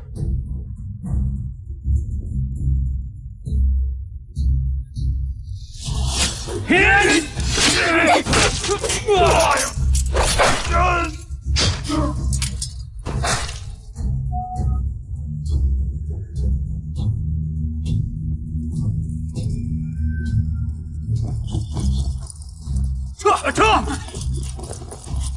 肯定有问题，给我追！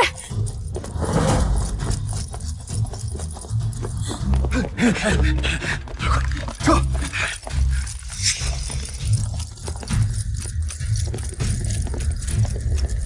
鱼儿上钩，传令下去，西京全军撤出南疆。是。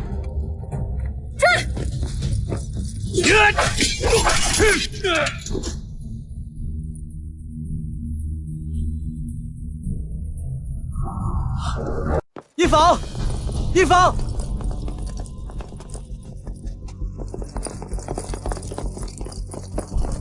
田帅，田帅，是否要追过去，防止他们屠杀平民？苏兰奇不会，但是维克多，这样，宋将军，你带着玄甲军一路杀出去。是，走。弟兄们，上！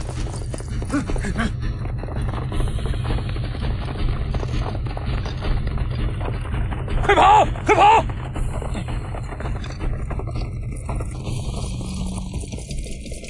一坊，前面就是边界了，还追吗？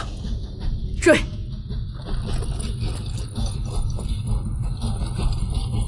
给我追！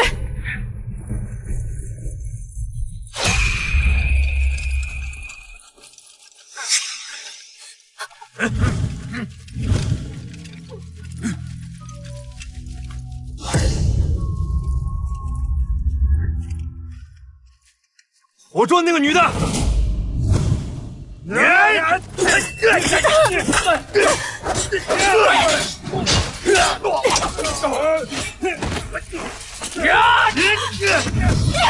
不要！将军，你说过祸福与共，但是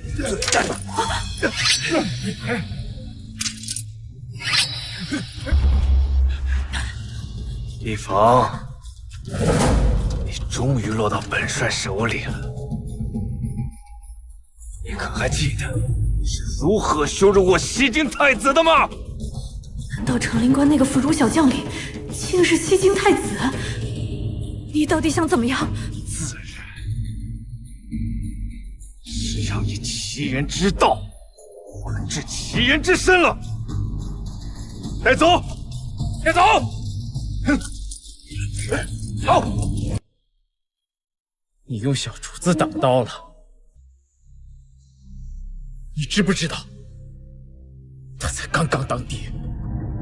我以为我身边的是西京的士兵，我没想到那是小竹子。虚伪！敌人怎么会在你的身边？你讲假话也不讲得好一点呢？够了！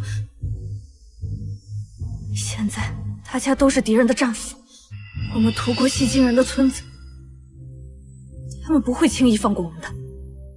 与其在这里骂我，不如想想怎么脱身。屠村是你下的命令，是你说有将领藏在居民里，是你说有士兵伪装成百姓，是你下令的杀无赦。我只是让你们杀几个人，把将领逼出来而已，也没有让你杀那么多人。易将军，没有你的命令，我们怎敢屠村？是啊，是你说西京人屠杀我们的百姓，所以才让我们屠村为百姓报仇的。结果后来才知道，他们根本没有屠杀过我们百姓。如果易将军真这么心安理得，又怎会让我们闭嘴？你难道不知道自己在杀良冒功？还想不承认？敢做不敢当，孬种！连宋将军的一根手指头都比不过。什么杀良冒功？战争本来就是残酷的，我们的百姓难道就没有因为战争死过吗？再说了，他们西京人算什么无辜良民？他们与我们几十年的边线之争，起过多少干戈？是我平定了战争，也是我签订了和平的条约。死了几个百姓，他们能换来两国的和平，那是他们死得其所。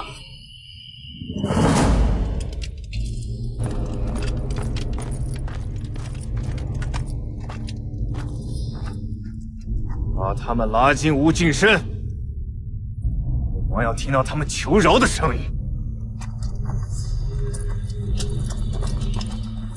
走，走！舒兰基将军，我们签订过合约的，你不能伤害我。如果你现在放了我的话，我们重新签订合约。一房，竟然说出这样软弱的话，你不配为将！一房，你不配为将！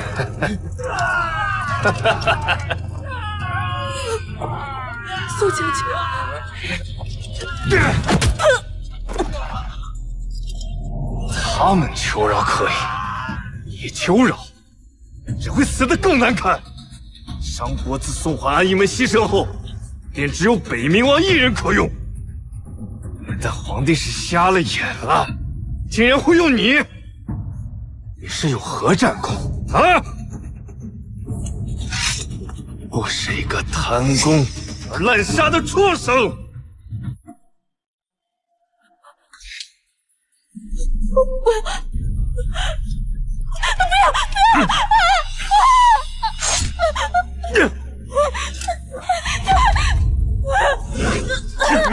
跑！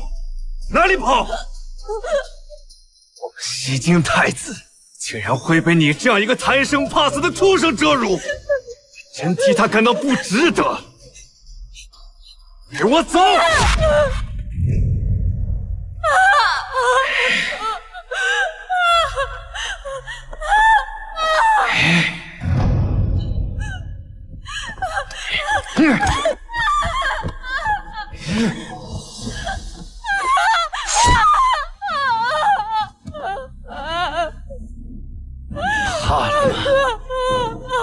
仅仅是个开始。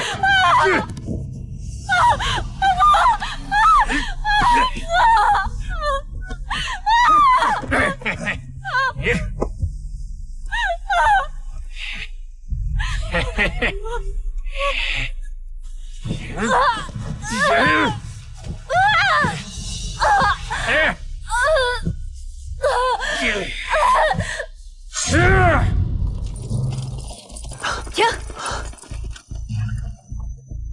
东辽国人已经撤离出我商国边界，停止追踪。一坊追着一队东辽国士兵去了，肯定是中了埋伏被俘虏了，我们必须去救他。元帅军令，待东辽国人撤出我商国边界后，便不得再追，必须回去复母。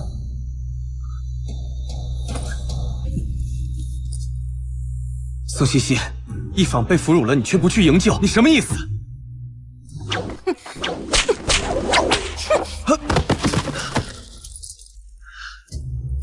有话要说的话，拉开距离，离我们西西远一点。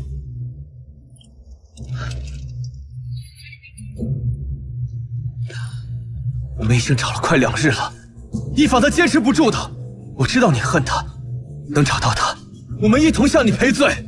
与私人恩怨无关，玄甲军不能再往前走了。苏西西，我已经低声下气求你了，你还想怎么样？你低声下气了不起啊？让玄甲军陪你去草原，遇上西京军队或者部落，是你打还是让他们打呀？你什么身份，敢跟本将军这么说话？笑话，我什么身份？你怎么不掂量你自己的身份呢？苏西西，管好你的人，别让什么狗都在我面前狗吠。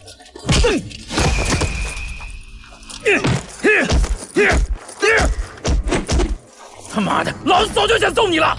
要不是当兵身份束缚着我，第一次见你们这狗男女的时候就想揍你了。你还真把自己当个人了？来，起来！我去你的！大是个狗东西，也不看看自己的德行，还想朝三暮四，在咱们老爷们许下的诺言虽然兑现，这是给咱们老爷们丢脸。馒头，过来，别打了。来。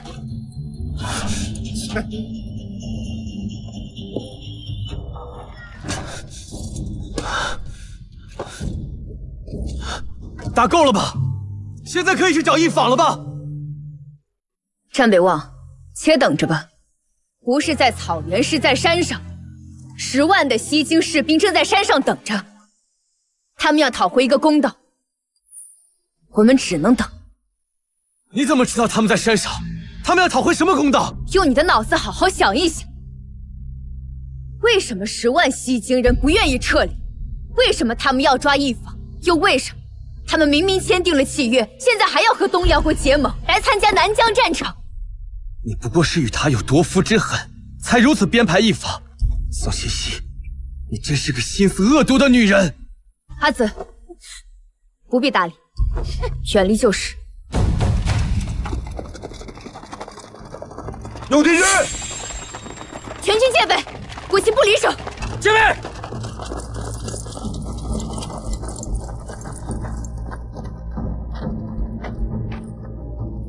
你们把一坊带到哪里去了？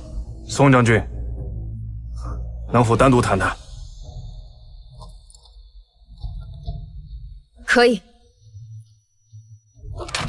我们都不带武器，你若是担心的话，可以多带一个人，我也只带一个人。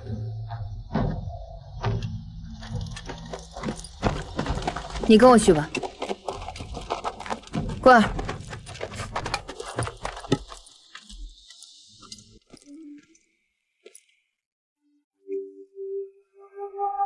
西京探子屠杀你宋家满门的命令，不是我所下的，是我们西京首领误以为屠村，虐杀我们西京俘虏的指令为你外祖父所下，所以才对侯府下了杀令。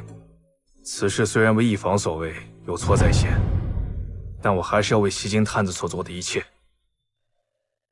向你致歉。你在胡说什么？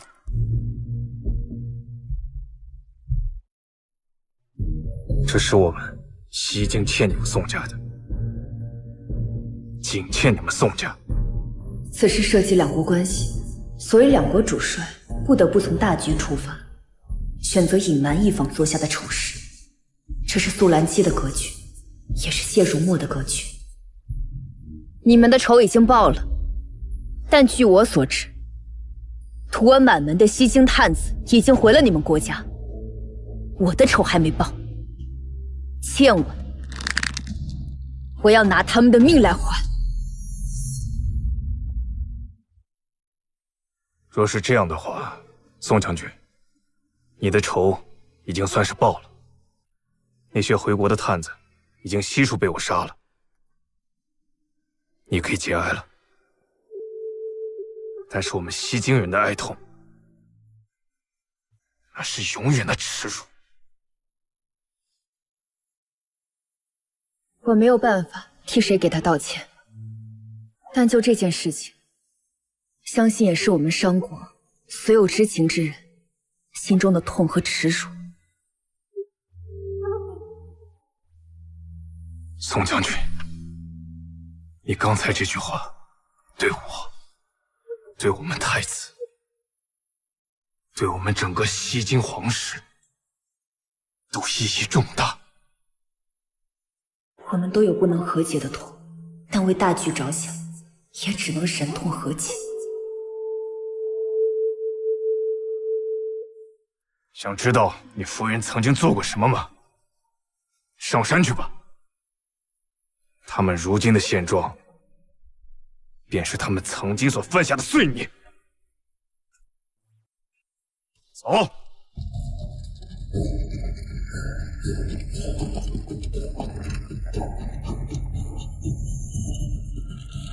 可不可以告诉我，一坊屠村是不是真的？等你见到一坊，可以亲自问他，苏兰姬不会杀他的。如果一坊屠村的事情是真的，那么宋家灭门，间接就是一坊导致的。要救一坊，带上你的心腹上山即可。万一袭京人山上埋伏，将军可否同玄甲军与我一同前往？不必，苏兰姬已经撤离，你们是安全的。还真是不顾我的死活了，你的心思可真是钢铁。我的兵，跟我走。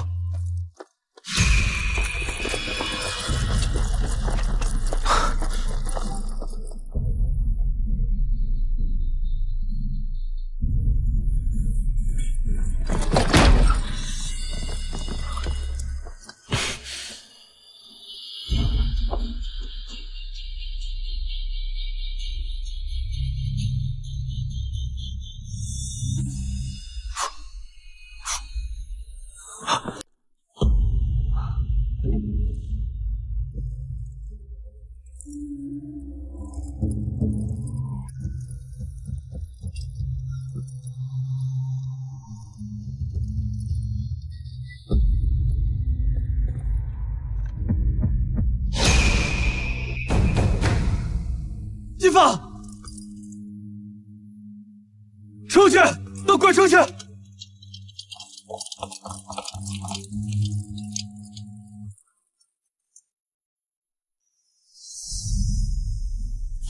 万一袭京人山上埋伏，将军可否同玄甲军与我一同前往？不必，苏兰姬已经撤离，你们是安全的。原来他之前叫我带上心腹上山，是他一早就知道，想要给一坊一份体面。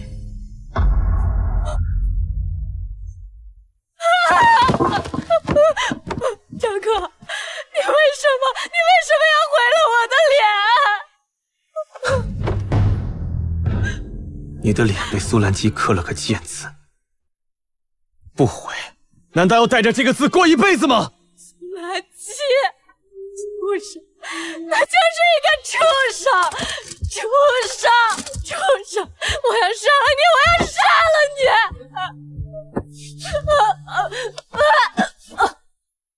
你告诉我，和西京人签订条约，是不是你用西京太子胁迫他们？宋西溪全家被灭，是不是因为你虐待战俘、屠戮无辜西京百姓？是不是？可是我不都已经签订了边线约定的条约了吗？这就让他们死得其所呀！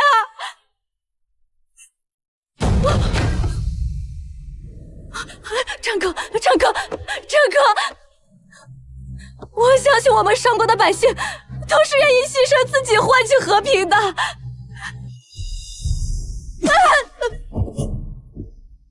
那你呢？你愿意用自己的性命换取和平吗？我受了那么大的委屈，从昨天到现在，你不仅不安慰我，还一直骂我。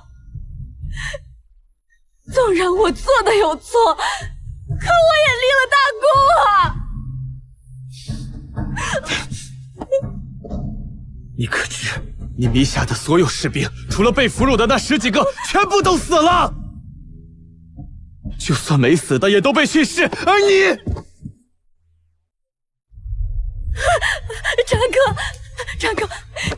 战哥，你是不是以为西京人他们玷污我了？没有，他们只是扒了我的裤子，我的清白还在。你相信我，我还是清白的，战哥。可笑，为了你，我竟然抛弃了西西。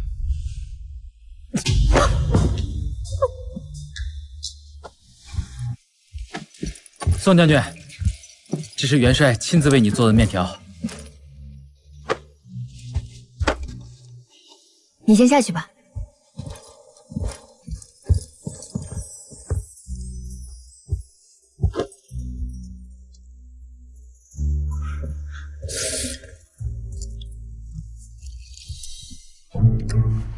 吃饭呢？够不够？不够，还有没？没有。那不是多余问吗？哦。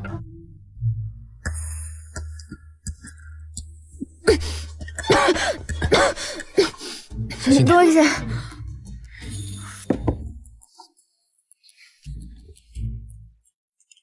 他们的目的是一方和那些曾经参加屠杀的士兵。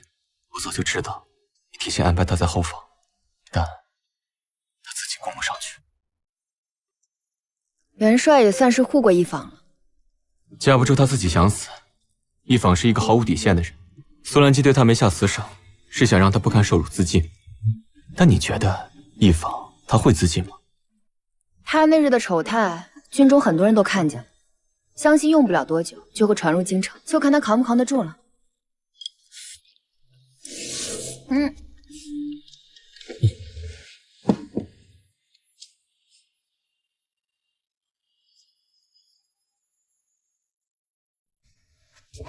元帅居然会藏着一条这么丑的手帕。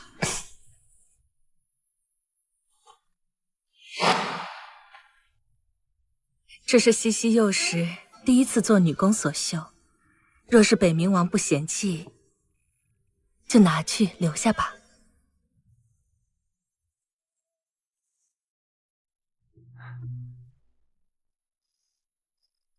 多谢夫人。这不会是元帅自己修的吧？那倒不是。宋将军之前可曾做过女工？宋将军之前可曾做过女工？我未曾。元帅为什么这么问？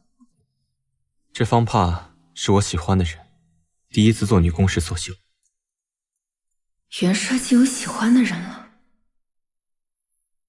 宋西西，我喜欢你。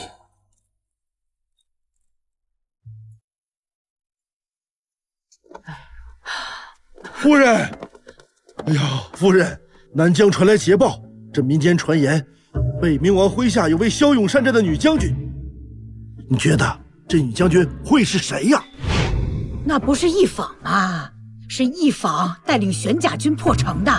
哎呀，我吃斋念佛，终于等到北望和一坊立功回来了。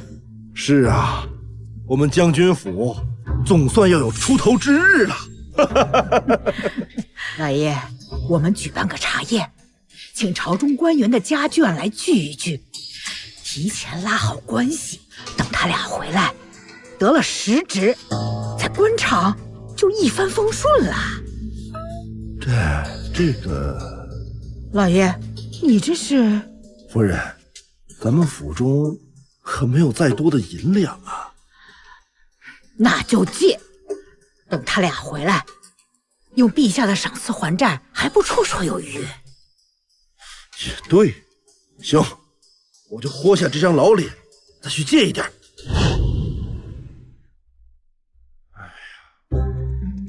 哎，来了！哎，两位，两位，这到底怎么回事啊？我怎么知道啊？嘿，这将军府老夫人的茶会，2位兵部尚书的夫人都没有出席，莫说是侍郎夫人，就是兵部侍郎，哪怕任何一个兵部官员的家眷都没有出席。这意味着什么？这就意味着那位女将只怕不是一坊将军了。公布立功名单了，大家快来看看呀！快！我就不信这宋茜茜能去战场立功，她要真有这个本事，早就去战场了，还用得着嫁到我们将军府伺候我这个老太婆吗？可那名单上根本就没有一坊的名字，就连北望的名字都排到了最后啊！你说什么？哎，夫人！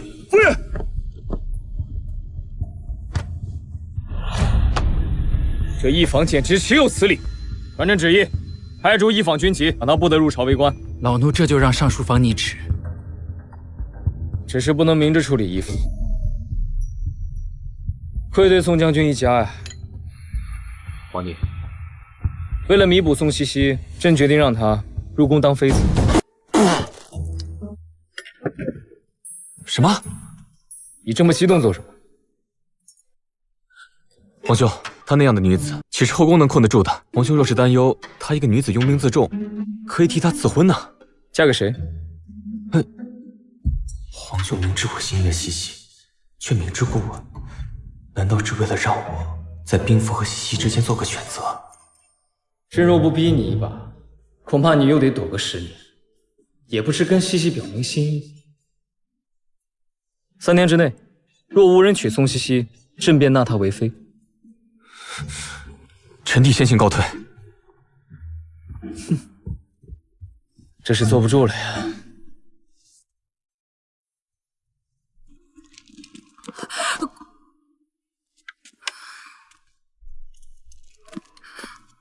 经此一战，北冥王和姑娘再度重逢，说不定也是夫人在天之灵的指引。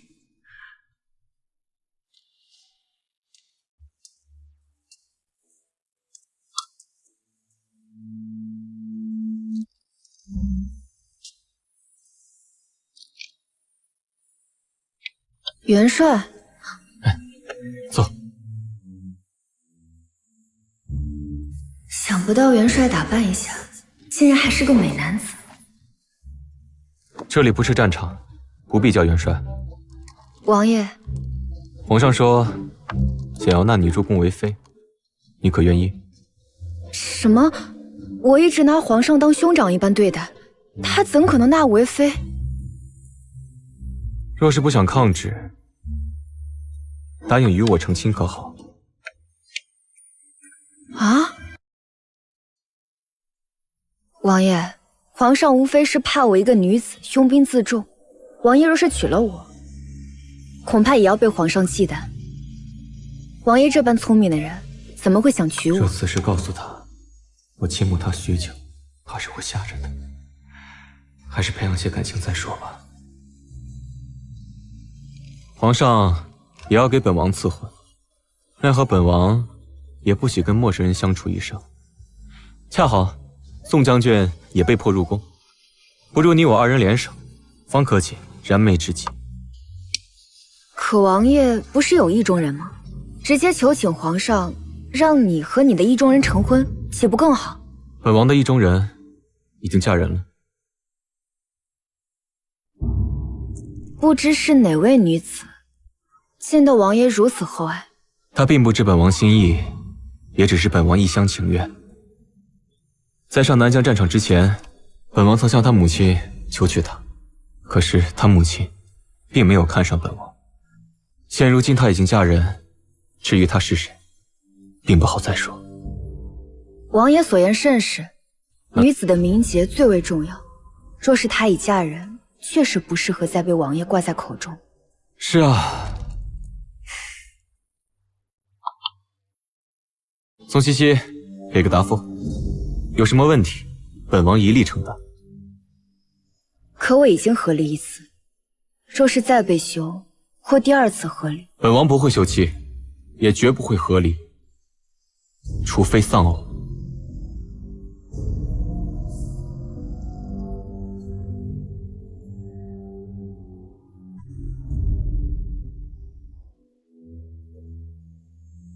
君子一言，驷马难追。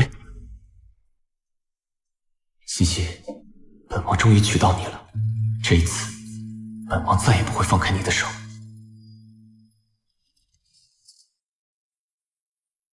为了娶宋茜茜，你竟甘愿放弃兵符？皇兄，臣弟心仪她已久，您不是不知道。那需要为你们赐婚吗？多谢皇兄。赐婚，茜茜已嫁过一次，不希望她成为风口浪尖。你母妃素来爱面子，恐怕不会接受茜茜二嫁妇的身份。加上长公主素来喜欢欺压拿捏你母亲，既然茜茜要嫁给你，必然也要融入这其中复杂的关系。这日后怕也会出现在风口浪尖，受尽欺负。皇兄大可放心，臣弟的心腹没人敢欺负。臣弟告退。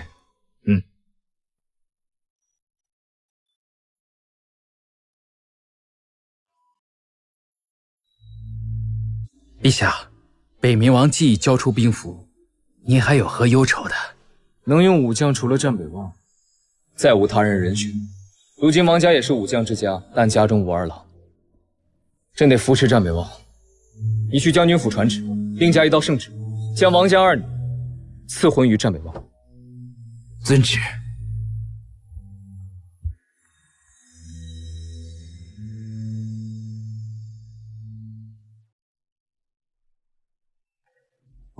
臣谢过皇上。战将军、义将军，接旨吧。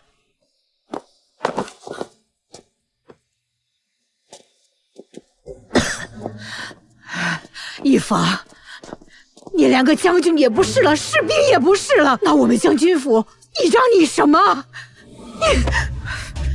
我们花了这么多银子娶你，竟一无是处，你竟然是个烂妇、泼妇！我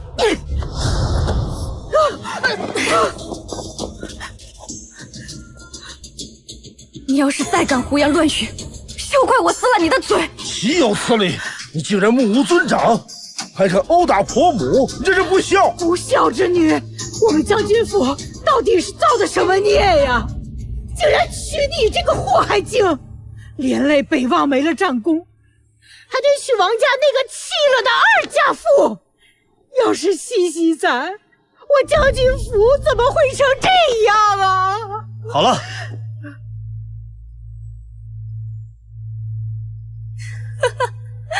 现在一个个都后悔了，一口一个宋茜茜，别忘了，当初是你们战家八抬大轿娶我过门的，也是你们费尽心机想休了宋茜茜的。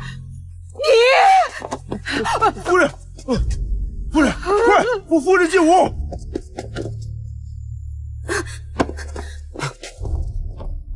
你当真要娶王家那个二嫁妇？够了，这是陛下的旨意，我不能违抗。什么陛下的旨意？什么陛下的旨意？狗屁的旨意！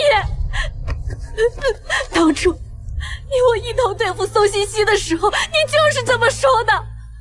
现在我遭了报应，我被开除了军籍，被不能再入朝为官，但你呢？为什么你没有遭到报应？为什么你还能入朝为官，还能再娶新妇？够了！可是娶了你，就是我的报应啊！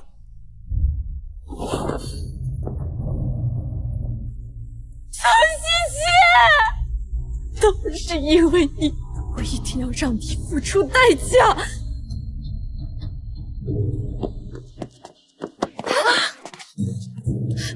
宋茜茜，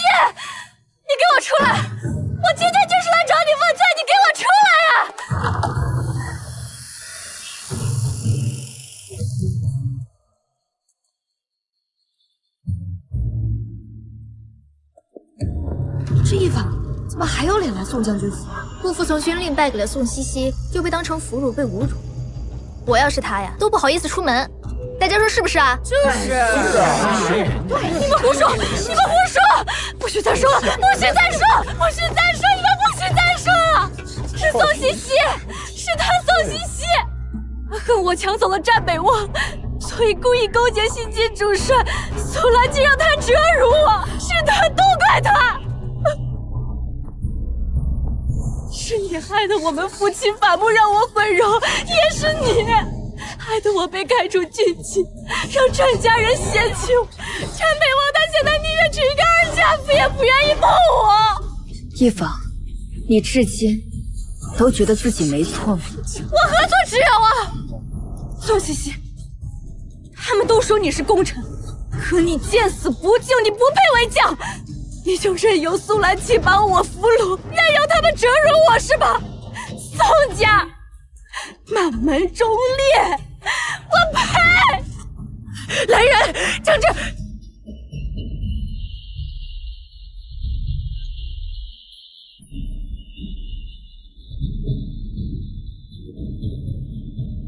干什么？你别过来！放开我！放开我！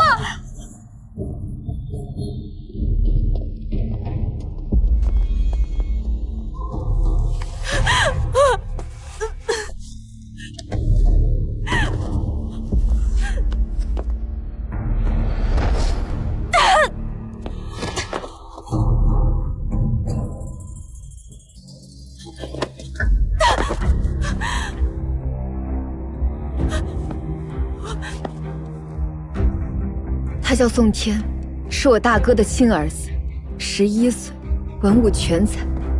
这是我祖母，我母亲，我大嫂，我二嫂。这是我的侄子，他叫瑞儿，也是我宋茜茜最小的侄子。他才5岁，就识字，懂兵法。你疯了！你带我来这里干什么呀？我和他们又无冤无仇的。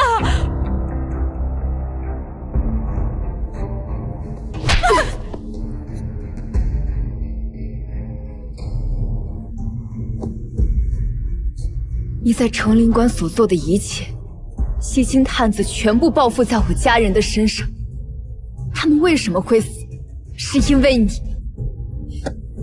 因为你贪功，你残忍，你违背了我国与西晋之间不杀平民百姓的约定。我不是。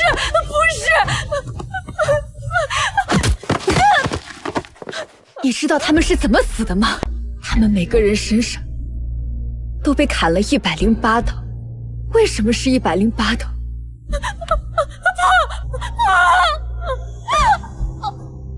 是你，是你在西京太子身上划了108刀。不是，你在成陵关做的恶行，害得我镇北侯府鸡犬不留，连我那侄儿也没放过。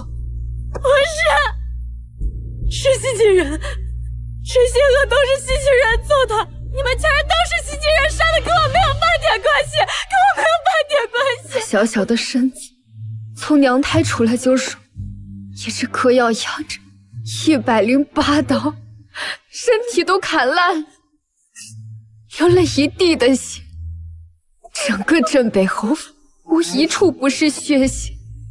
这一切都是你造的孽，一方，你说我恨不恨你？那些人根本就不是平民，他们窝藏士兵，我没有错。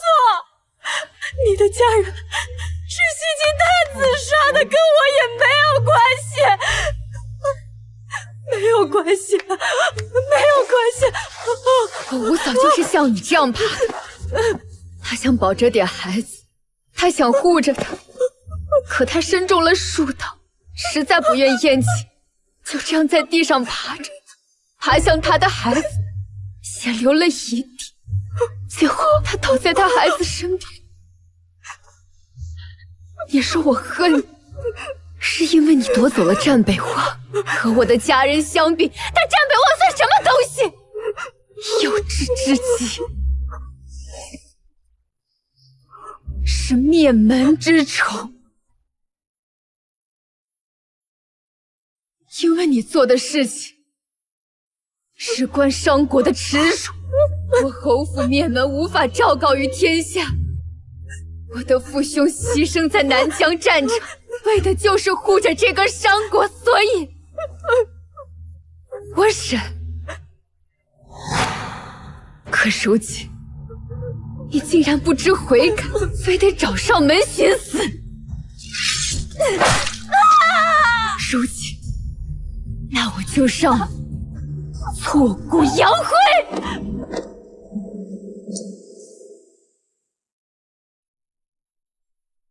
你要是再招惹宋茜茜，我定要了你的命！滚！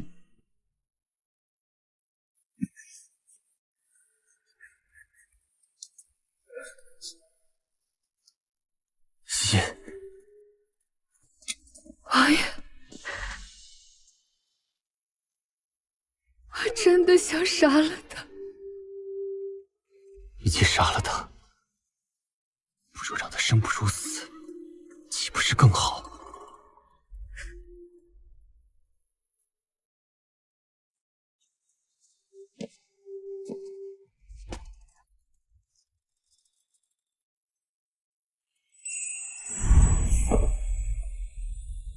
爹，娘，女儿不孝，女儿不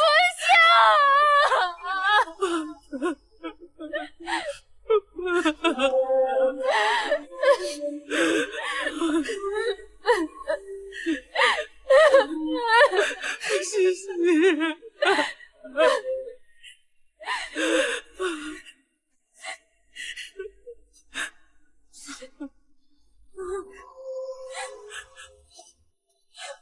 起来吧，茜茜。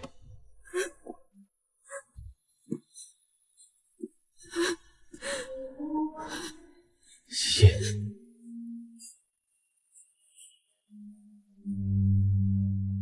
好在。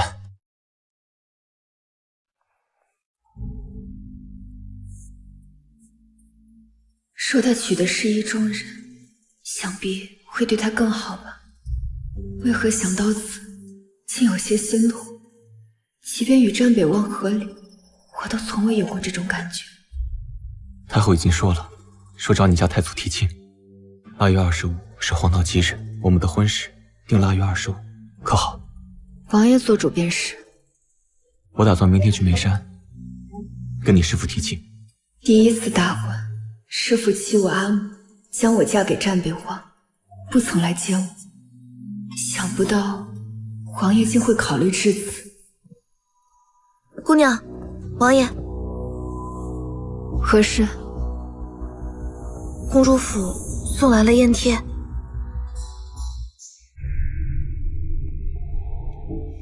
长公主特邀您去她的寿辰，莫不是要为难姑娘？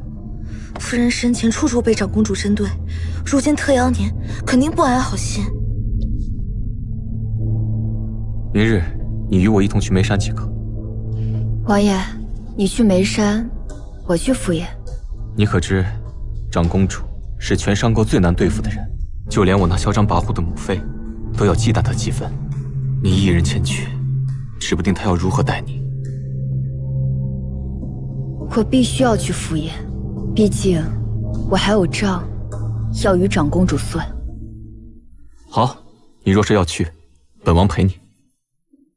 王爷，我与师父的嫌隙还需要你去眉山化解，婚期再起，拖延不得。王爷只需信我。好吧，此次赴宴，若我母妃针对你，你也不必客气。你我婚事，她做不了主。若长公主当众为难她，就有劳茜茜照拂一二了。茜茜定当不负所托。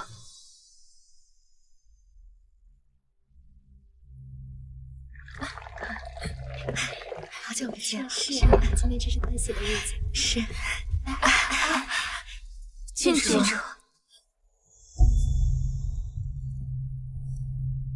母亲，这宋茜茜太不像话了，现在都不来，我看她就是不给母亲面子。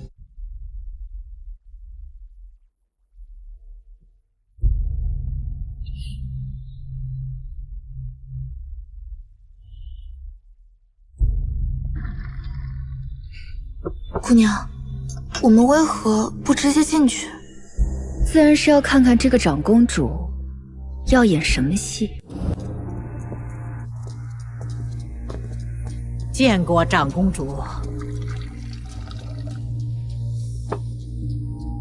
戏要开场了。boss， 你是何等贱民，也配与我同坐？佳怡，怎么对战老夫人如此无礼？战老夫人，听闻你的身体不太好，如今可好些了？谢谢公主关心，臣妇好多了。谢谢长公主。你年纪与本宫相仿，怎的身子会如此差？听闻你以前的儿媳妇日夜照顾你，如此说来，也是个孝顺之人。长公主这时提起宋茜茜，莫不是要替她出头？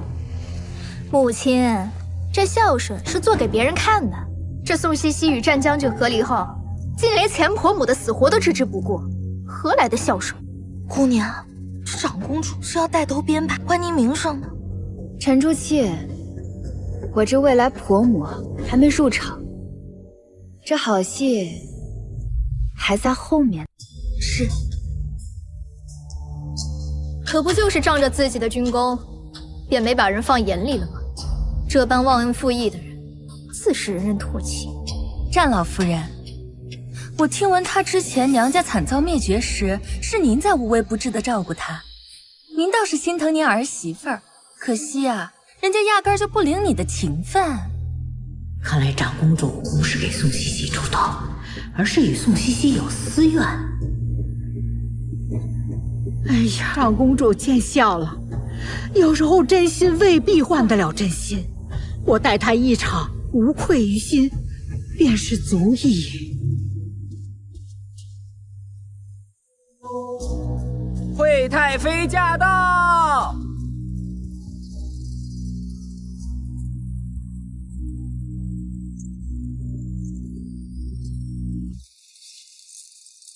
惠太妃，哟，惠太妃也来了，带来了什么厚礼给我母亲啊？听闻长公主信佛，哀家准备了一尊金佛，还望长公主笑纳。虽然这样的金佛，本宫已经有10几尊，但惠太妃一番好意，本宫便收下吧。长公主这是不分场合的要给哀家脸色看呢。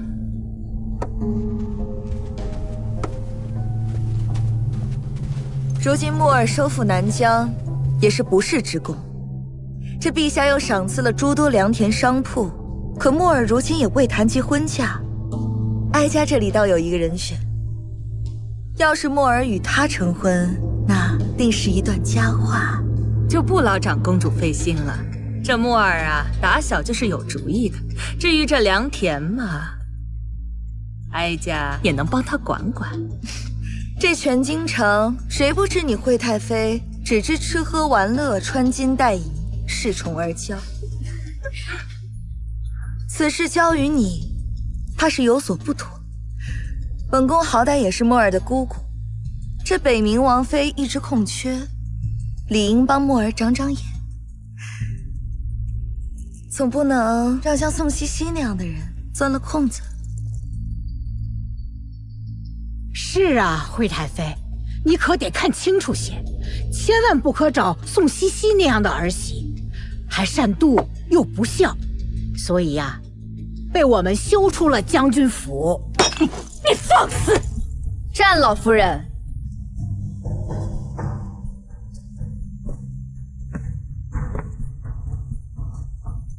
慎言，慎言。宋茜茜也来了，可千万不能让人知道她即将嫁给木儿，否则今日哀家什么面子都会丢尽的。看来我这婆母是真瞧不上我。今日是我母亲寿辰，你穿成这样素的，可见并无心给我母亲祝寿。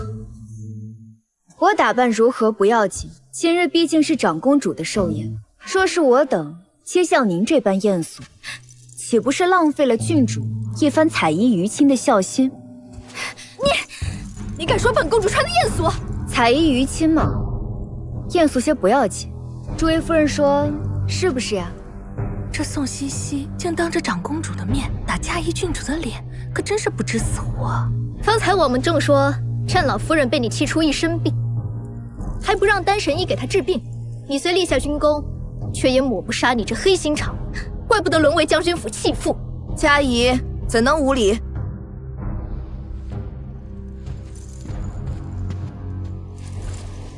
怎能哪壶不开提哪壶？茜茜，她是被本宫宠坏了，你可别跟她一般见识。长公主放心，我自然不会跟无知的人一般见识。要是我顺了长公主的意，说不定我们将军府能靠着长公主飞黄腾达。茜茜，你已被休出了将军府，竟还敢如此没有规矩，敢对嘉怡郡主无礼！你不说话，我倒是把你给忘了。你说我是被你将军府休的，可是在质疑陛下，你休得无礼！此事关圣上何事？是陛下下旨，我才与战北望和离。即是和离，便是我先不要的战北望，并非大家口中的将军府弃妇。倘若再有人一口一个弃妇叫我，我便只好禀告陛下。还有，大家一直都说是我不让丹神医给战老夫人治病，正好现在丹神医正在外面候着，长公主宣进来，一听便知。这可怎么办？丹神医一来，我不就露馅了？长公主，今日是您寿辰，我们将军府的家事就不劳您费心了。战老夫人此言差矣，我与将军府再无瓜葛，何来将军府家事？倒是战老夫人在外面给我散播谣言，泼我脏水，我倒是可以不与战老夫人计较。可今日偏偏是长公主的寿辰，就算是我不计较，心怀慈悲的长公主也定会为我做主。好一个巧言令色的贱人，三言两语就扭转了局面，替哀家不得不为她做主。虽然讨厌宋茜茜，但她竟然敢跟长公主和嘉怡对着干，这一点是让哀家舒服了不少。此事，听闻长公主是活菩萨，还请长公主替我们家姑娘做主啊！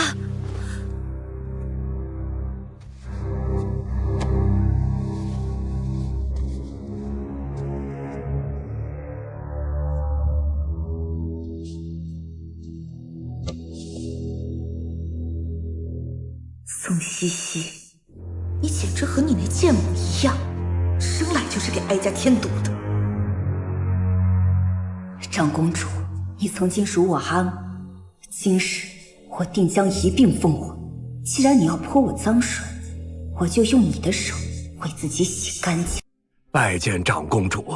丹神医，你如实说来，是不是他宋茜茜威逼利诱你，不允许给战老夫人治病？长公主此言差矣，战老夫人患有心疾与咳血之症，此病盘桓多年，一直无法根治。老夫是看在宋姑娘的面子上，这才答应她入府为战老夫人进行医治。那段时间，宋姑娘不分日夜睡在老夫人房间，贴身伺候。老夫人每月吃的丹血丸价值不菲，全是从宋姑娘的嫁妆里拿的。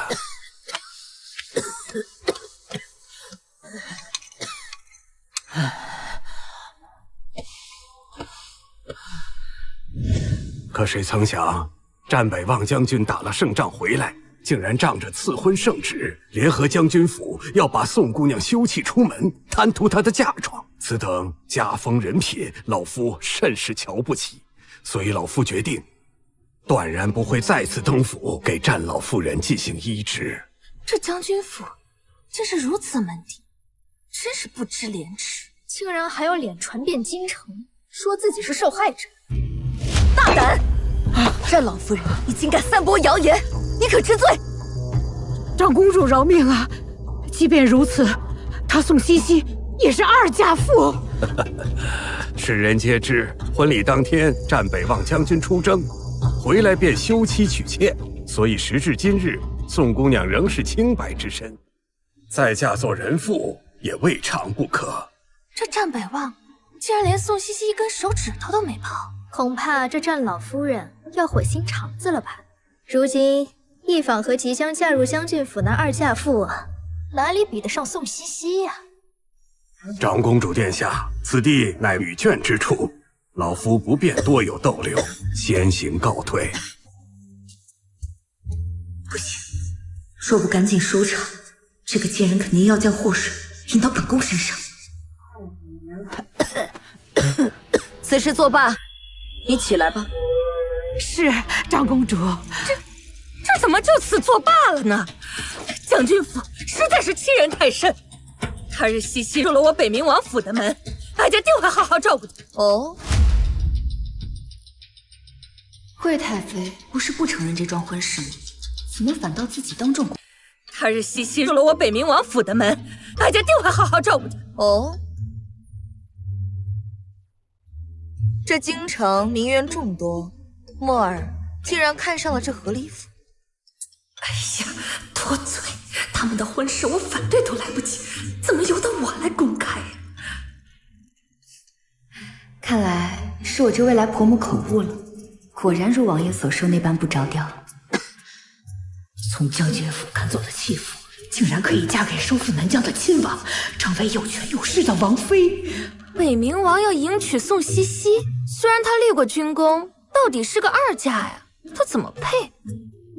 惠太妃，你素来要强，事事争个第一，总说墨儿如何出色，如今竟要娶个和离妇。我估摸着这个消息传出去不到半日，你就会沦为整个京城的笑话。倒是嘉仪郡主竟然如此没有礼数，竟敢随意非议长辈。他这是在帮哀家出气呢。宋茜茜，你有什么资格教育我？你也不掂量掂量自己的身份，和离弃妇，凭什么嫁给我表弟？你识趣的，赶紧从哪里来回哪里去，别在这里丢人现眼。是啊，我一个和离妇，一能上战场杀敌，二能嫁入皇家为亲王妃，是多少人几辈子都修不来的福气。嘉仪郡主应该是很羡慕，很嫉妒我今日来是给长公主祝寿的。嘉仪郡主若是再阻挠，丢的可是你母亲长公主的名声。臣女给长公主献上寿礼，祝长公主寿比南山。这贱人，该不会还有什么后手要对付本宫？宋姑娘有心了，来人，收下寿礼。宋茜茜，你这该不是从大街上随便买来的一副吧？即便是大街上随意买来的一副，也是臣女的一番心意。正如我父兄牺牲的时候，长公主送给我母亲的一尊传承的贞节牌坊，不也是长公主的一番心意吗？啊，传承的贞节牌坊，这得是多恶毒的诅咒啊！这是要他们家女儿世代的守寡呀！惠太妃，事情不清楚，你在这胡说什么呢？你看见本宫赠送宋夫人传承的贞节牌坊了吗？这是有还是没有？宋茜茜，本宫与你宋家无冤无仇，你为何在诸位命妇面前诬陷本宫？那贞节牌坊你倒是拿出来啊！拿不出来就是诬陷攀咬本宫，本宫定要治你的罪。既然如此，这便是我送给长公主的第二份礼物。来人，呈上来。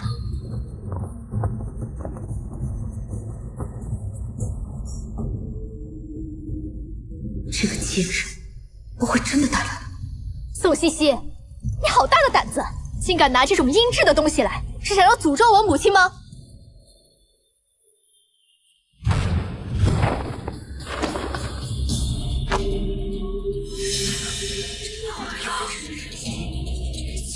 我父兄继世，长公主将此物赠予我阿母，可是为了报复我阿父拒绝娶你，此生只娶了我阿母一人。长公主心里不平所送。放肆！你这话阴阳怪气的，是要逼着本宫承认吗？什么损阴质不损阴质？我看到是你们宋家损了阴质，所以才引致。引致什么？我宋家损阴质什么？死在我宋家人刀下的不计其数，但那都是敌国士兵。长公主在京中过着太平日子，年年举行盛大的寿宴，这其中有我宋家人出的一份力。身为皇家公主，不念及牺牲将士的功劳，一口一句损阴质，这若是传了出去，还让商国士兵如何再敢上战场杀敌？你说什么胡话，扯什么国事战事？我看到是你，不是诚心过来给本宫贺寿的。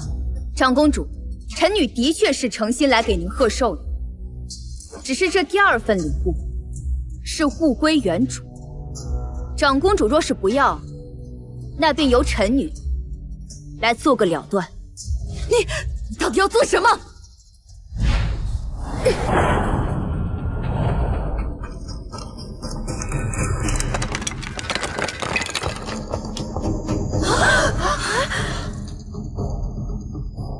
祝长公主岁岁平安。岂有此理！岂有此理！来人，我打开这卷轴，我倒要看看是不是宋茜茜利用卷轴来诅咒本宫。这宋茜茜若真送来诅咒之物，长公主可能当场给她定罪啊！此女竟如此嚣张，要是入了北冥王府，还不得把哀家吃了？我来打开。宋茜茜，如果你要是敢诅咒我母亲，我让你死无葬身之地！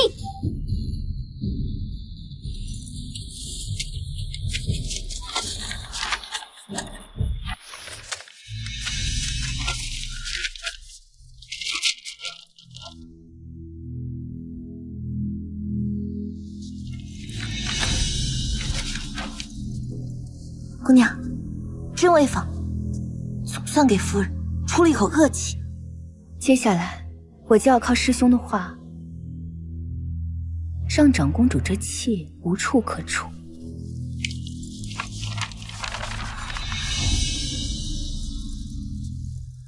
小女子曾见过先生画的腊梅图，画工同出一辙。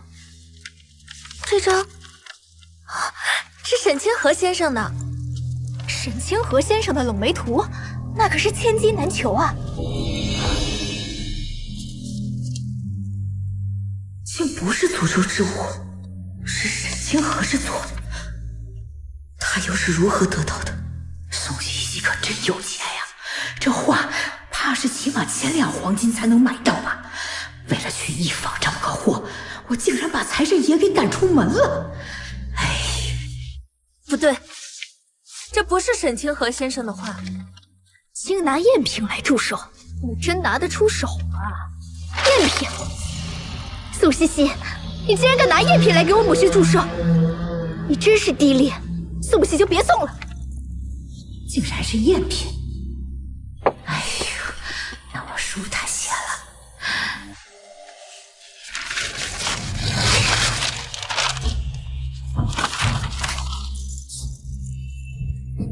宋茜茜，在我母亲寿宴上送一副赝品，什么意思？唉，想不到这传闻中精通琴棋书画的嘉仪郡主也不过如此，倒是可惜了一幅好画。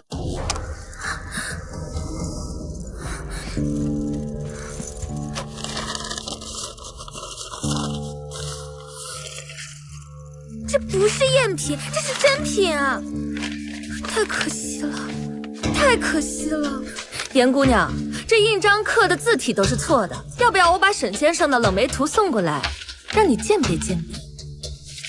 不用了，小女家中本就有2幅沈先生做的冷梅图，还是沈先生当场做的。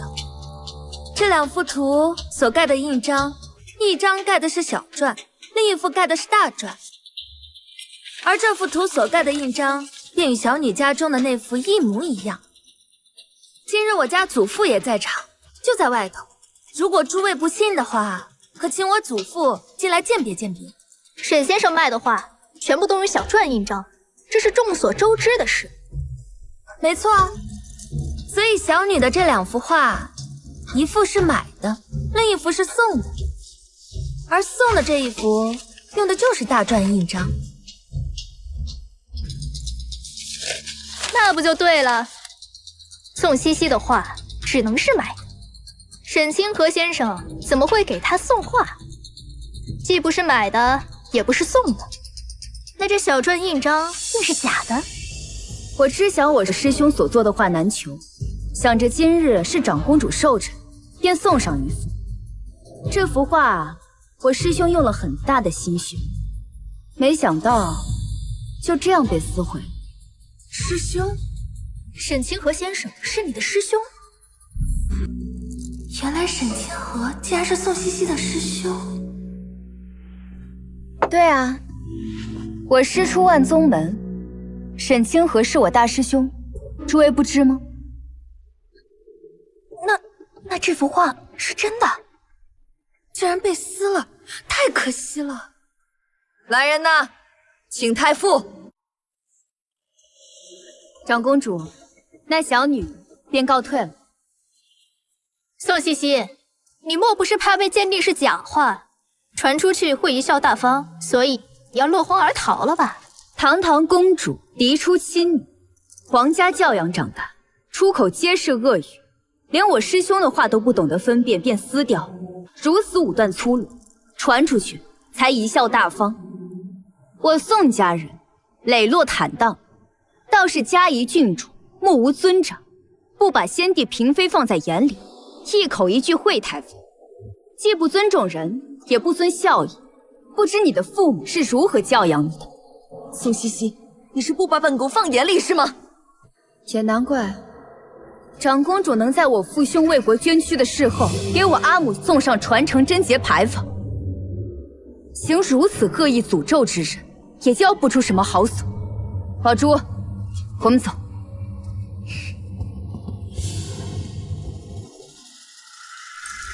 母亲，你看他，他好像也没有传闻中那么惹人厌。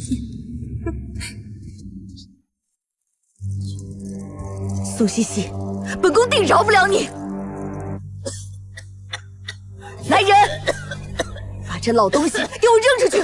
你们让本宫沾染了他的病气。长公主，长公主，长公主！气死本宫了！气死本宫了！宋茜茜能把长公主气成这样，也算是本事，本宫也得见见她了。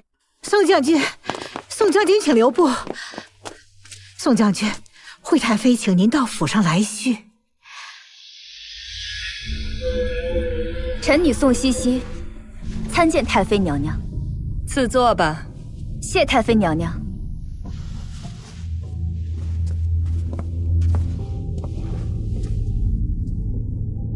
敢问太妃，唤臣女来是何事？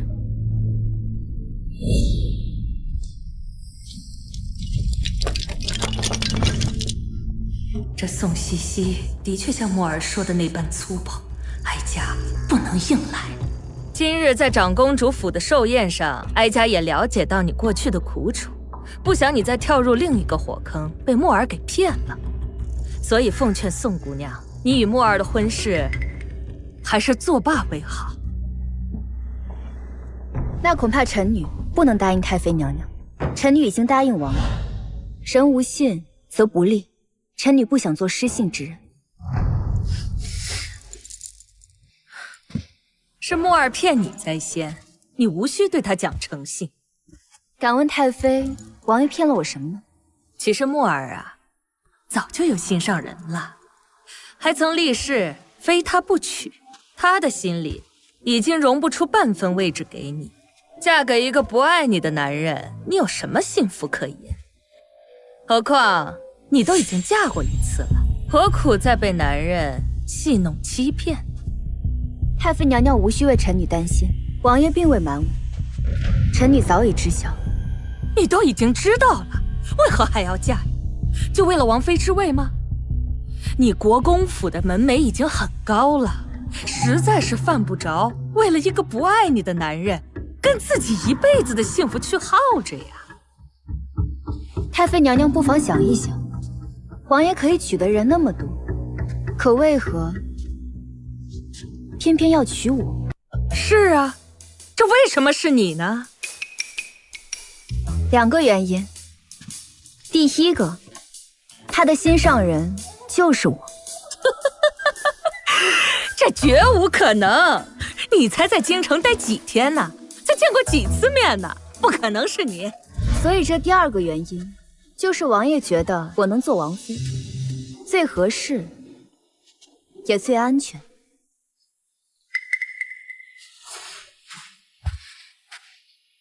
怎么感觉被这丫头给绕进去了？可瞧着越发觉得与木儿是良配呀。哀家会派人去金京楼给你定制凤冠，你择日去试试吧。那臣女就谢过太妃娘娘。果然如王爷形容的那般，我这未来婆母一眼就能看穿她的心情，真是可爱的很。那臣女就先告退了。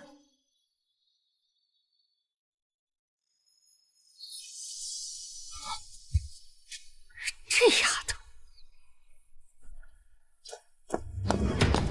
阿父，阿父，阿母怎么样了？你阿母去参加长公主寿宴，回来后突发病疾，还一直念着，说宋茜茜要嫁给北冥王。什么？她要嫁给北冥王了？北王，错了，你一定是错了。错什么了？错在娶了我，弃了他宋茜茜。战北望，你前头娘子就要嫁人了，还是嫁给王府，你是不是后悔？你就不该娶我，我也不该嫁进来，受你一家子的怨恨。你，阿父，这些银子给阿母请大夫。不许！战北望，你今天必须给我一个交代！我跟你拼了！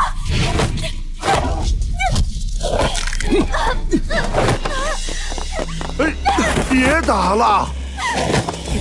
成何体统！成何体统啊！老夫人，老夫人！来，太叔公，见过太叔公。茜茜啊，太叔公老了，这宋家的族谱就交给你了。茜茜啊，你与北冥王成婚是不能成绝的，可国公府的位置不能没有。你可以在这里挑几个小孩寄养，通过品德和文采考试之后，递交给朝廷世子之辈。你阿兄们本来都有子女，个个都十分出色，可他们跟他比，如何都比不上。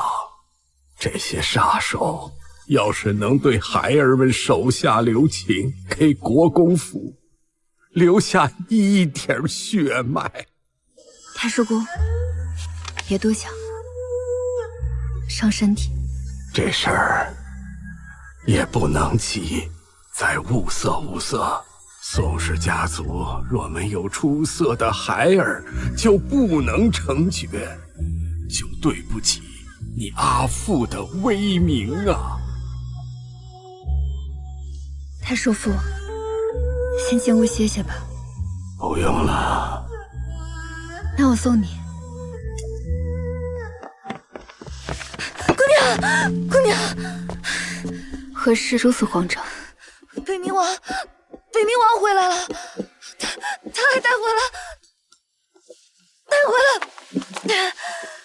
带回了谁？琪琪，你确定那是我二哥的孩子瑞儿吗？之前见过瑞儿，瑞儿幼时颇为懂事，果然印象深刻。瑞儿现在在何处？就在院外面，只是……宝珠，你去水兰阁取一件瑞儿最喜欢的玩具，我给她做的那个弹弓，弹弓上还刻着她的名字，木叉子上还涂了颜料。知道，罗密马上去拿。琪琪，琪琪，你要做好心理准备。瑞儿她之前一直被丐帮控制着性器，为了博取同情，她现在的模样已经大不比从前。你莫害怕。还有一件事，她被毒哑了，如今她没办法说话了。如果你想等等，本王带她回本命王府梳洗一番后，就现在。让二小公子进来。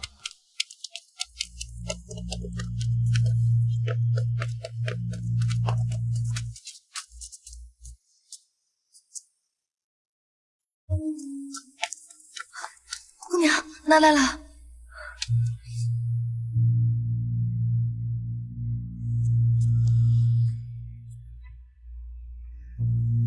瑞儿，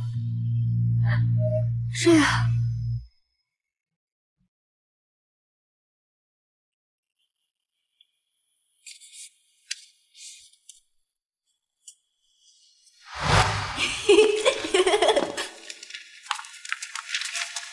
小姑姑，你看，这是我今天写的字，阿父夸我写得好。我们瑞儿真棒。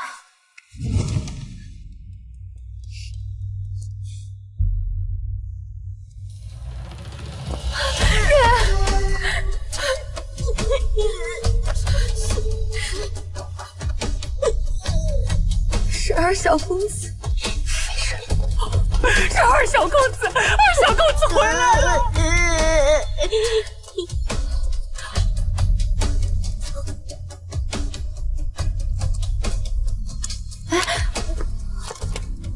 瑞儿，你是不是有话对小姑姑说？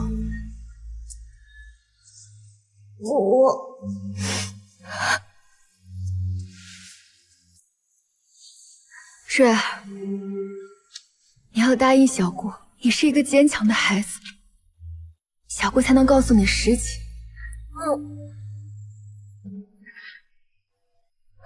你祖母、母亲，还有其他人，都像你阿父一样没了。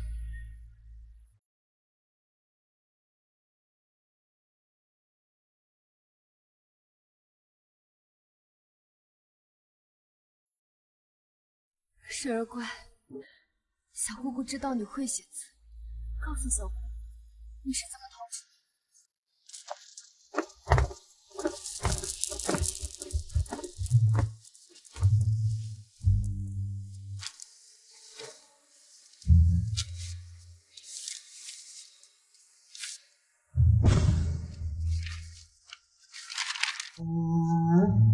买冰糖葫芦。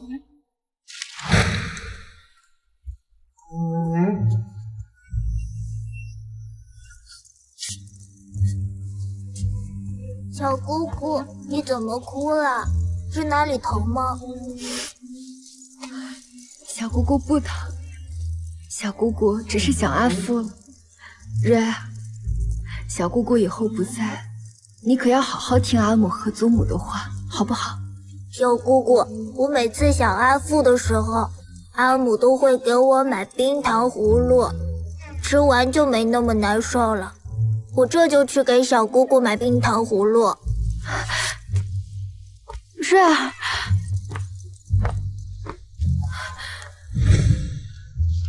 你是溜出去给小姑姑买冰糖葫芦，才逃过一劫的。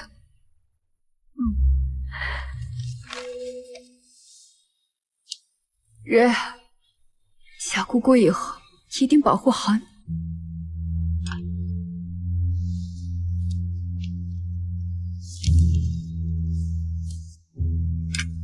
瑞儿是男子汉，会保护小姑姑。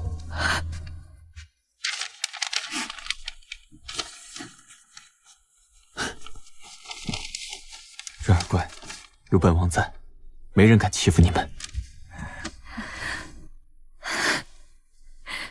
王爷是小姑姑心爱之人，日后瑞儿要叫他姑父，好不好？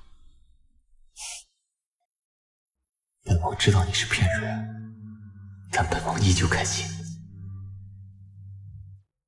本王也只喜欢你小姑姑一人。明明知道是骗瑞儿，但我却依旧开心。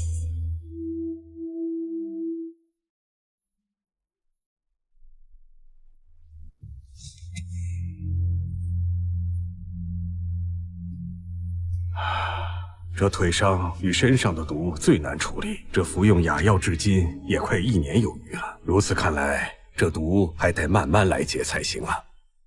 能解吗？能解，只不过这解毒的过程却非常的辛苦啊。丹伯父，依你之见，现在该如何是好？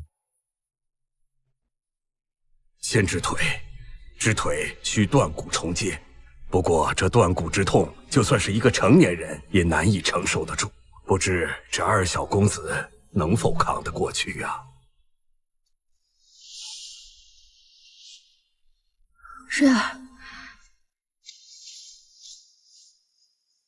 小姑姑，我能扛住。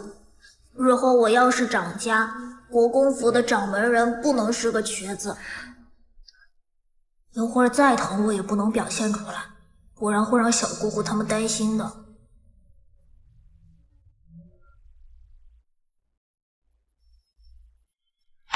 好了，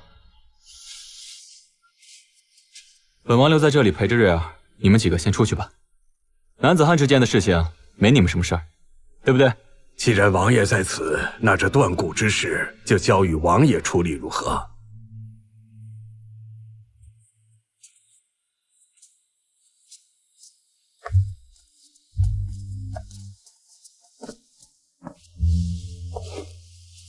瑞儿别怕，本王有个秘密要告诉你，是关于你小姑姑的，但是你不能告诉别人哦。把手给我。在以前呢，你小姑姑刚练轻功，那个时候梅山上有一棵很高很高的梧桐树，你小姑姑上去，但是呢却惊动了鸟雀，一个不小心就摔断了腿。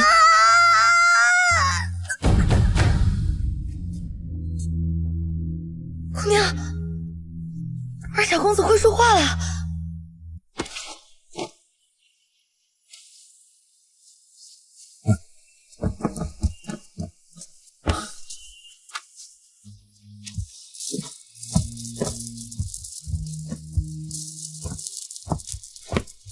丹伯父，刚刚瑞儿可是会说话了？是疼痛的叫声，这是好事啊。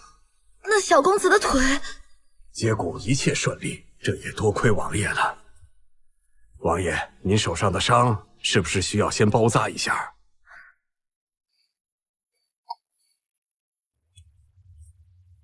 是瑞儿。放心吧，瑞儿很厉害，她都扛下来了，没用针风血止痛，所以对腿部血流不会有影响。治好了，就真的治好了。老朱、宋嬷嬷，你们去准备一下。好。你跟我过来。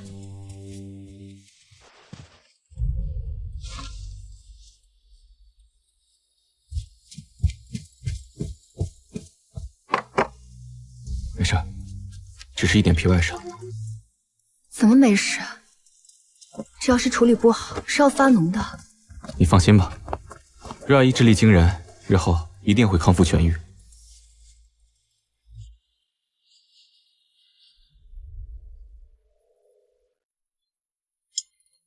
王爷，我代表宋家感谢你。若是没有你，瑞儿可能现在还被他们控制着，四处行乞。像他这样的残疾小乞丐，多半也活不过10岁。如果瑞儿没有遇到你，他可能现在已经被冻死，或者饿死，或者……你与我说这些做什么？必定是你家人在天之灵保佑了他，才让我在那么多小乞丐中认出他。总之，这份恩情我铭记于心。日后你需要我做什么，我一定会为你去做。什么都可以，只要不违背良心。好。本王让你在这刺绣上绣一个字。绣什么字啊？墨。这样，这条手帕便是你我真正的天庭信物了。说告诉王爷，我必须带着瑞儿一起生活，不知会不会让王爷为难？该如何开口？瑞儿是宋家唯一承爵，你我成婚后就将她养在身边，我们好好教养她，日后瑞儿必成大器。王爷，你为什么对我这么好？我待你好，难道不是应该的吗？你是本王的妻子，咱俩是要过一辈子的。这些话我听过一次，但下场大家也都知道了。琪琪，你需要拿我和他比，在我这里只有丧偶，没有合理，更不可能有休妻。若是你不信，我用一辈子来证明。丧偶？或者我以后走在你前头，怎样？那要不我们一起走？成。你今日说的这些话，我都记在心里了。若是他日你违背今日之言，那你师父必定饶不了我。对了，王爷此去梅山，师父他怎么说？他说要昭告整个江湖，要加爱徒。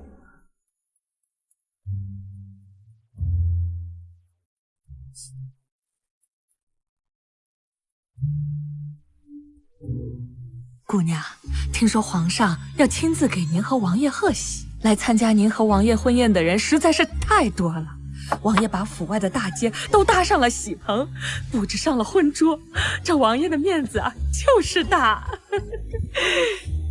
王爷本想低调些，但架不住贺喜的人太多，他也是怕考虑不周，所以才只好如此。姑娘，平安侯府老夫人求见，说是有重要物件要交还给姑娘。重要物件？听闻宋姑娘即将与北冥王成婚，老臣前来送份贺礼。不可，这太贵重了，万万不可。请姑娘务必收下。这手镯原本也不该属于我，而是属于你们宋家的。属于我们宋家的？老夫人何出此言？说起来也是3年前的事了，那是我与你母亲唯一的一次私下交集。那日我在金睛楼订了这只手镯。掌柜的，我来取我们老夫人订的连珠纹金手镯。掌柜的，这不是老身预定的手镯吗？你怎敢拿给他人？平阳侯夫人，这手镯呀，宋夫人已经付完全部银子了。是老身预定在先，也是按约定日期来取。你们金睛楼是觉得我平阳侯府好欺负吗？不是，这既然是侯夫人的镯子，那便还给侯夫人吧。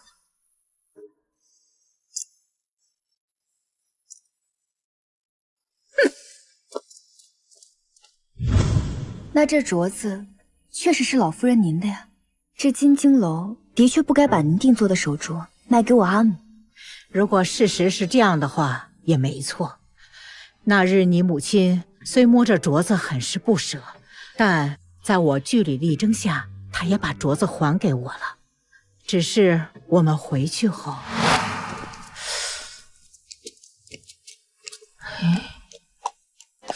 这不对呀！有何不对呀？老身定做的手镯是5颗宝石，这可是6颗。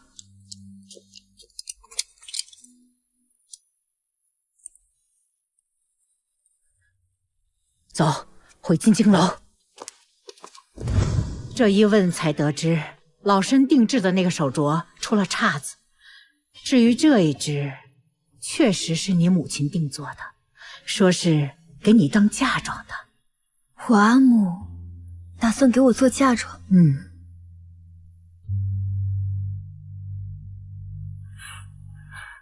老身当即便让金晶楼的掌柜给你母亲送回去，可掌柜说你母亲已经买了别的。当时你的母亲明知这只手镯不是老身的，她却割爱给了我。这件事虽说不是什么大事，但这些年老身心里总觉不安。后来你宋家，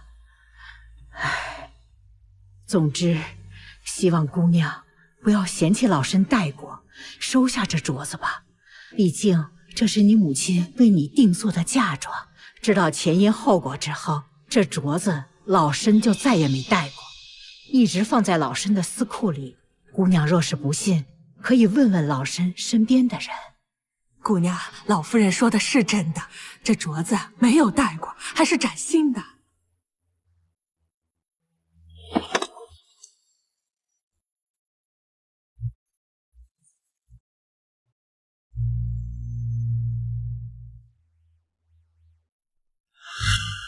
西西，母亲给你订了一只很特别的镯子做陪嫁。阿母，有多特别啊？意义很特别啊！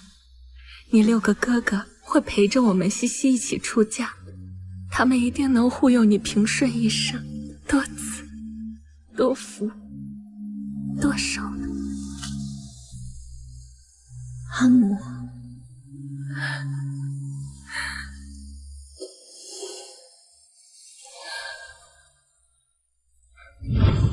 出嫁那时，我本想问阿母怎么不见那只特别的手镯，但怕阿母想起阿兄伤心，便再也没问过。想不到这手镯是你母亲给你定做的，虽然迟了，或许不迟，或许刚刚好。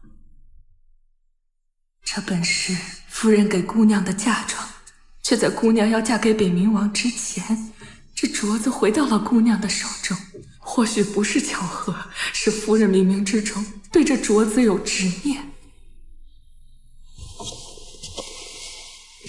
老夫人，多谢老夫人割爱。这镯子，不管老夫人戴没戴过，对小女来说都意义非凡。小女感激不尽。这镯子是多少银子？我现在便给你。姑娘，就给1两银子，把这镯子收回去吧。这不行的，这镯子该是多少银子就是多少银子。老身就收回1两银子，其他的你母亲已经用她的度量和胸襟给过了。告辞。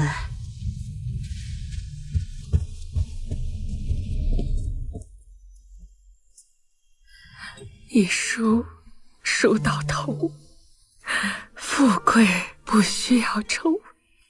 2书书到头，无变又无忧。3书书到头，多福又多寿。我第一次出嫁的时候，还是阿母给我梳的头。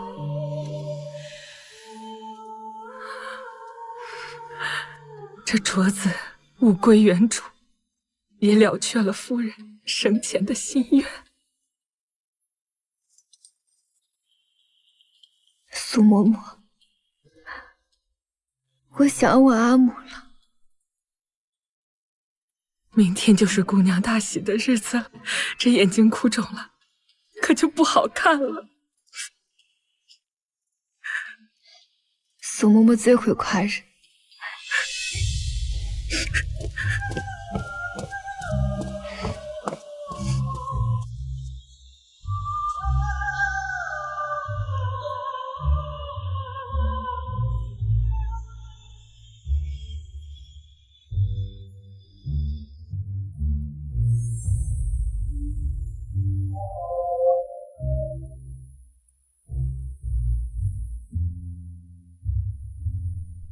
阿母，即便你不在了，也在担忧女儿是不是？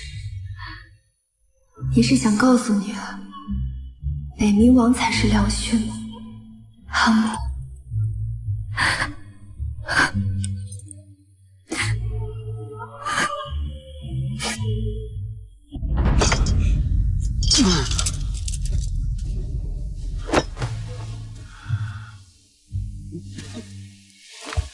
瞧瞧你现在的样子，该不会心里还有宋茜茜吧？在胡说些什么？可惜呀，郎有情，妾无意。他曾经跟我说，你战北望算个什么东西？原来你在他心里呀，你连个东西都不算。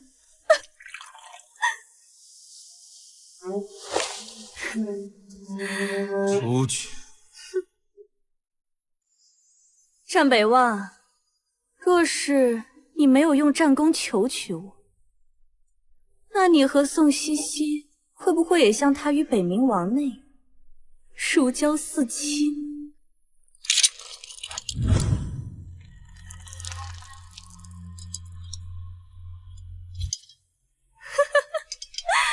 什么王姑娘，什么京城贵女，哪个比得上她宋茜茜？我虽恨极了她，却也不得不承认，天下男子若见过她战场英姿的，无不会娶她为妻。而她是你曾经的夫人，现在却要嫁给北冥王了。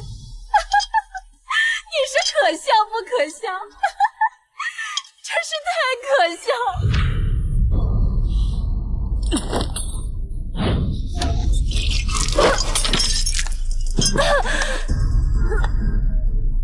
信不信本王现在就杀了你？将军，王家那边派人来对嫁妆单子了，夫人生病了，老爷让你去。战北望，与其说你的报应就是娶了我，那我们从今往后便相互折磨，至死方休。一方，你疯了！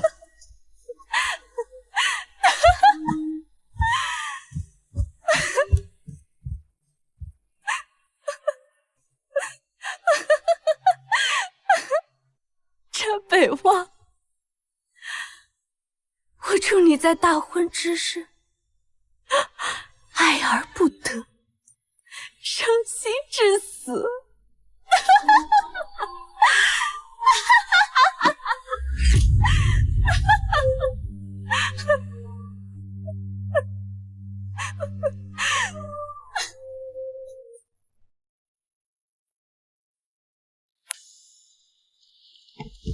姑娘，怎么了？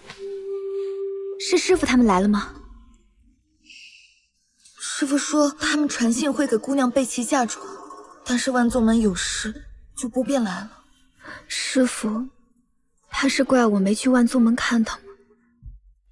怎么让师兄师姐他们都不来？不要怕，瑞儿是娘家人，小姑姑出嫁是有娘家人的。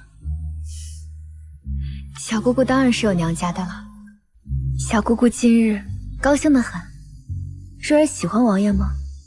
小姑姑喜欢王爷，王爷喜欢小姑姑，我喜欢王爷。青玉帮给国公府宋将军添妆，玄铁剑2把，长枪1柄，金玉刀1把，金银首饰1箱。怎么回事？郡花派给国公府宋茜茜添妆，白玉送子观音1座，檀木屏风2扇，蜀锦10匹。青玉帮，这不是万宗门旗下的青玉帮和镜花派吗？难道是姑娘的师傅们都来了？老朱、苏嬷嬷，快，你们快去看看，是不是师傅他们来了？好。姑娘，要不你先带着，我和宝珠去看看。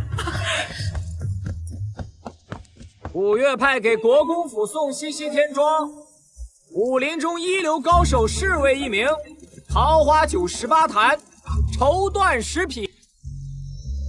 看来是小姑姑师傅他们特意给小姑姑准备的惊喜，才故意提前说不来了。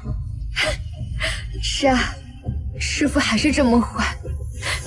赤岩门给国公府送西西天庄，东珠1壶，和田玉100件3件，古琴1架，古琴谱10首，红宝石18颗，蓝宝石18颗，知锦被褥10床。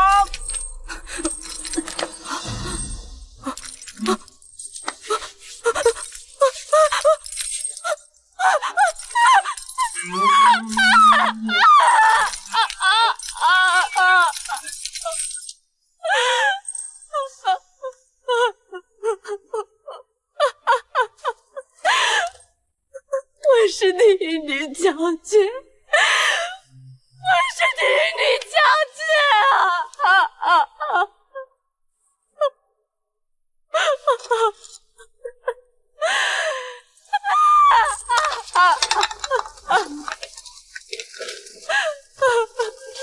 我输了，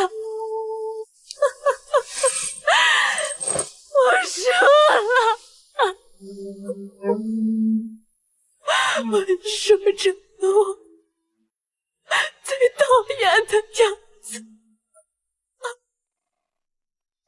姑娘，好多人，你师父、师叔、师兄、师姐都来了，外面好多人。是啊，他们都是来为你撑腰的。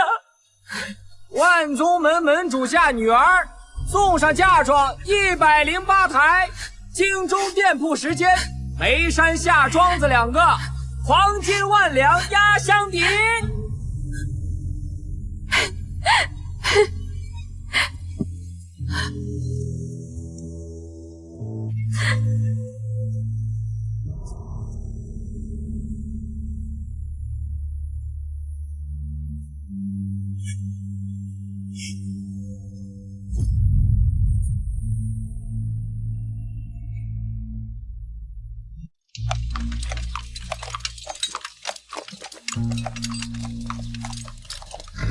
恭喜王爷，娶了我将军府不要的弃妇。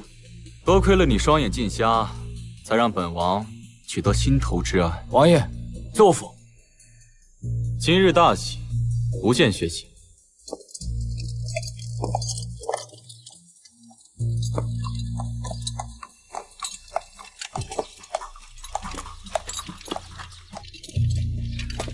将军，走府。你傻呀，还不快走！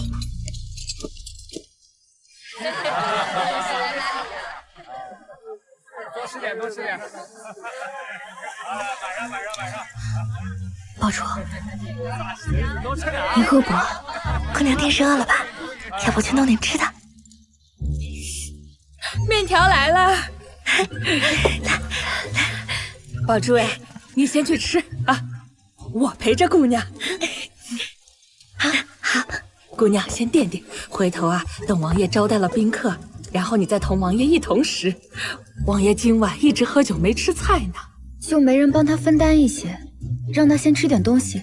哎呦，这敬酒的可都是您的师傅、师兄和所有眉山帮派，他不敢不喝呀。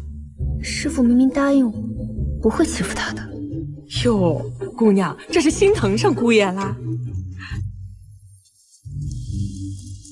毕竟是以后要一起生活一辈子的伴儿了，总归是要关照一下的。姑娘，今日老奴有一件事要跟姑娘说。其实王爷爱慕姑娘许久，曾经向夫人求过亲。什么？此番去战场，本王一定会亲自手刃杀害镇北侯和公子们的敌军首领，以此为聘，以匕首为信物，求娶西西。北冥王为何要娶西西？是他将本王从死人堆里救了回来。自那时起，本王就决定非他不娶，还望镇北侯夫人成全。王爷不必多礼，只是西西上南疆战场一事，还请王爷代我保密。我不希望他功高盖主，只希望他能觅得良婿，安稳一生。可王爷，您是亲王，西西性子莽撞，实在配不上王爷。姑娘，您千万不要乱想啊！夫人其实很喜欢王爷的，当初将您许配给战北望的时候，跟老奴说了一宿的话。求亲的人那么多，她最满意的就是王爷。可惜他已到南疆战场去了，那地方可是九死一生啊！吃吧，夫人在天之灵，看到你今日嫁给了王爷，他也会很高兴的，我向您保证。今日这凤冠可真重，重得我脖子都疼，疼得我想哭。傻孩子，先吃面，然后卸了凤冠，更衣沐浴。今晚呀，外面这热闹得很，不到子时，怕是王爷也不会回梅花院。对了，那是他送的匕首呢？母亲没给他回送信物吗？匕首啊，放在侯爷的兵器库里，奴婢收拾好已带过来了，明日取给你看。夫人自然是回了信物的，送了一方手帕，说是您亲自绣的。手帕？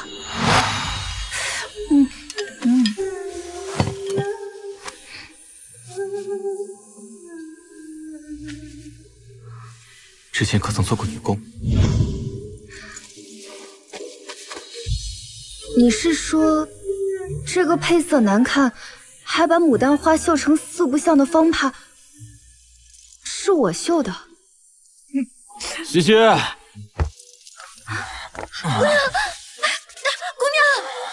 王爷的喝多了，王爷。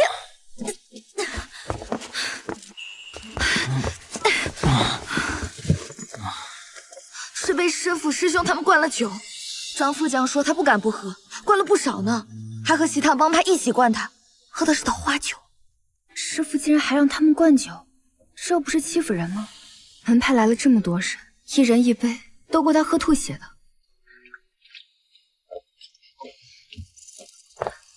我来吧，你们两个就先下去休息吧，今天也累了，这里就由我来照顾他。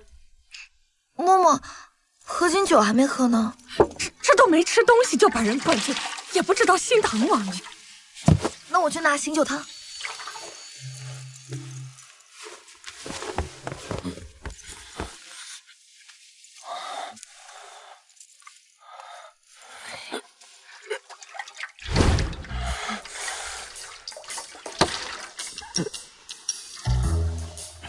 西西，你的脸怎么这么粗糙？怎么还有褶皱？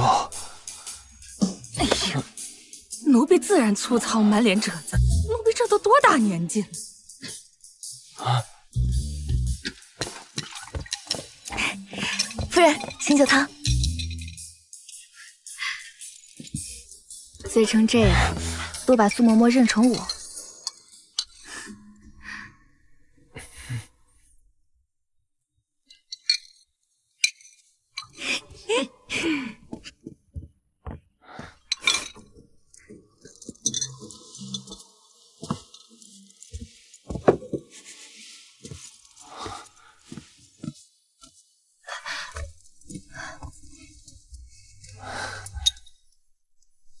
这些同心结多半都是我做的。你做的？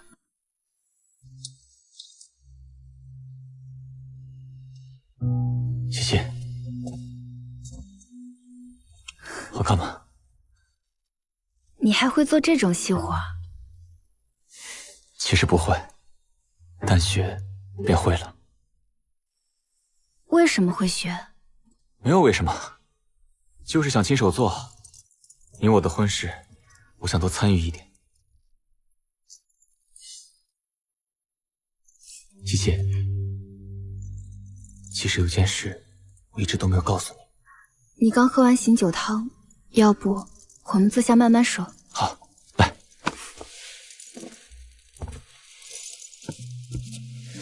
酒面。哎，这是我吃过的。你吃过的，所以才香呢。谢如墨，我们还没饮合卺酒呢。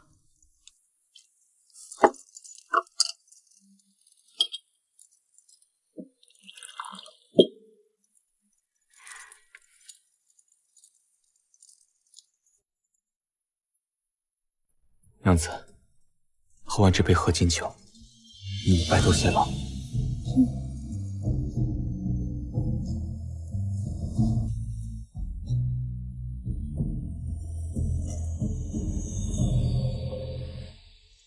山间草木花并蒂，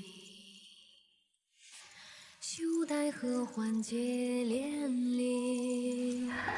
别知却转千月，几经赋三句，我才与君同享起。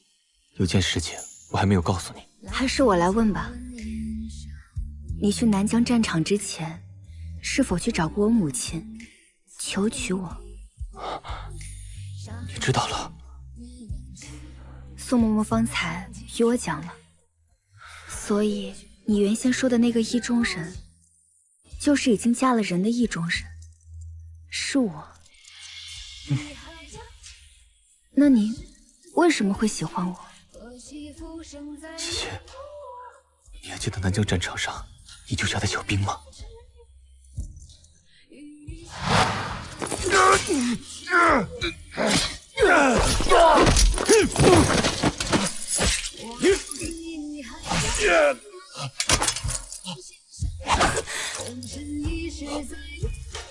我是宋淮安之女宋茜茜，我来带你们回家。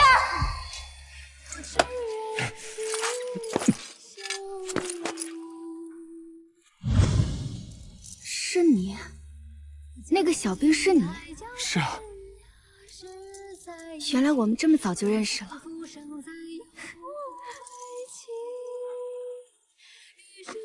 这丑吧？怎么？你别嫌丑。你可知这次救世？我知道，这方帕都是我修的，你喜欢的也一直都是我。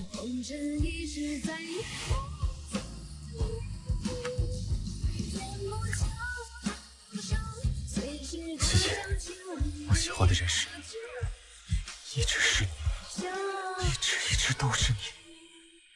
谢如墨，我也喜欢你。从今往后，不，一直以来，我心中也只有你。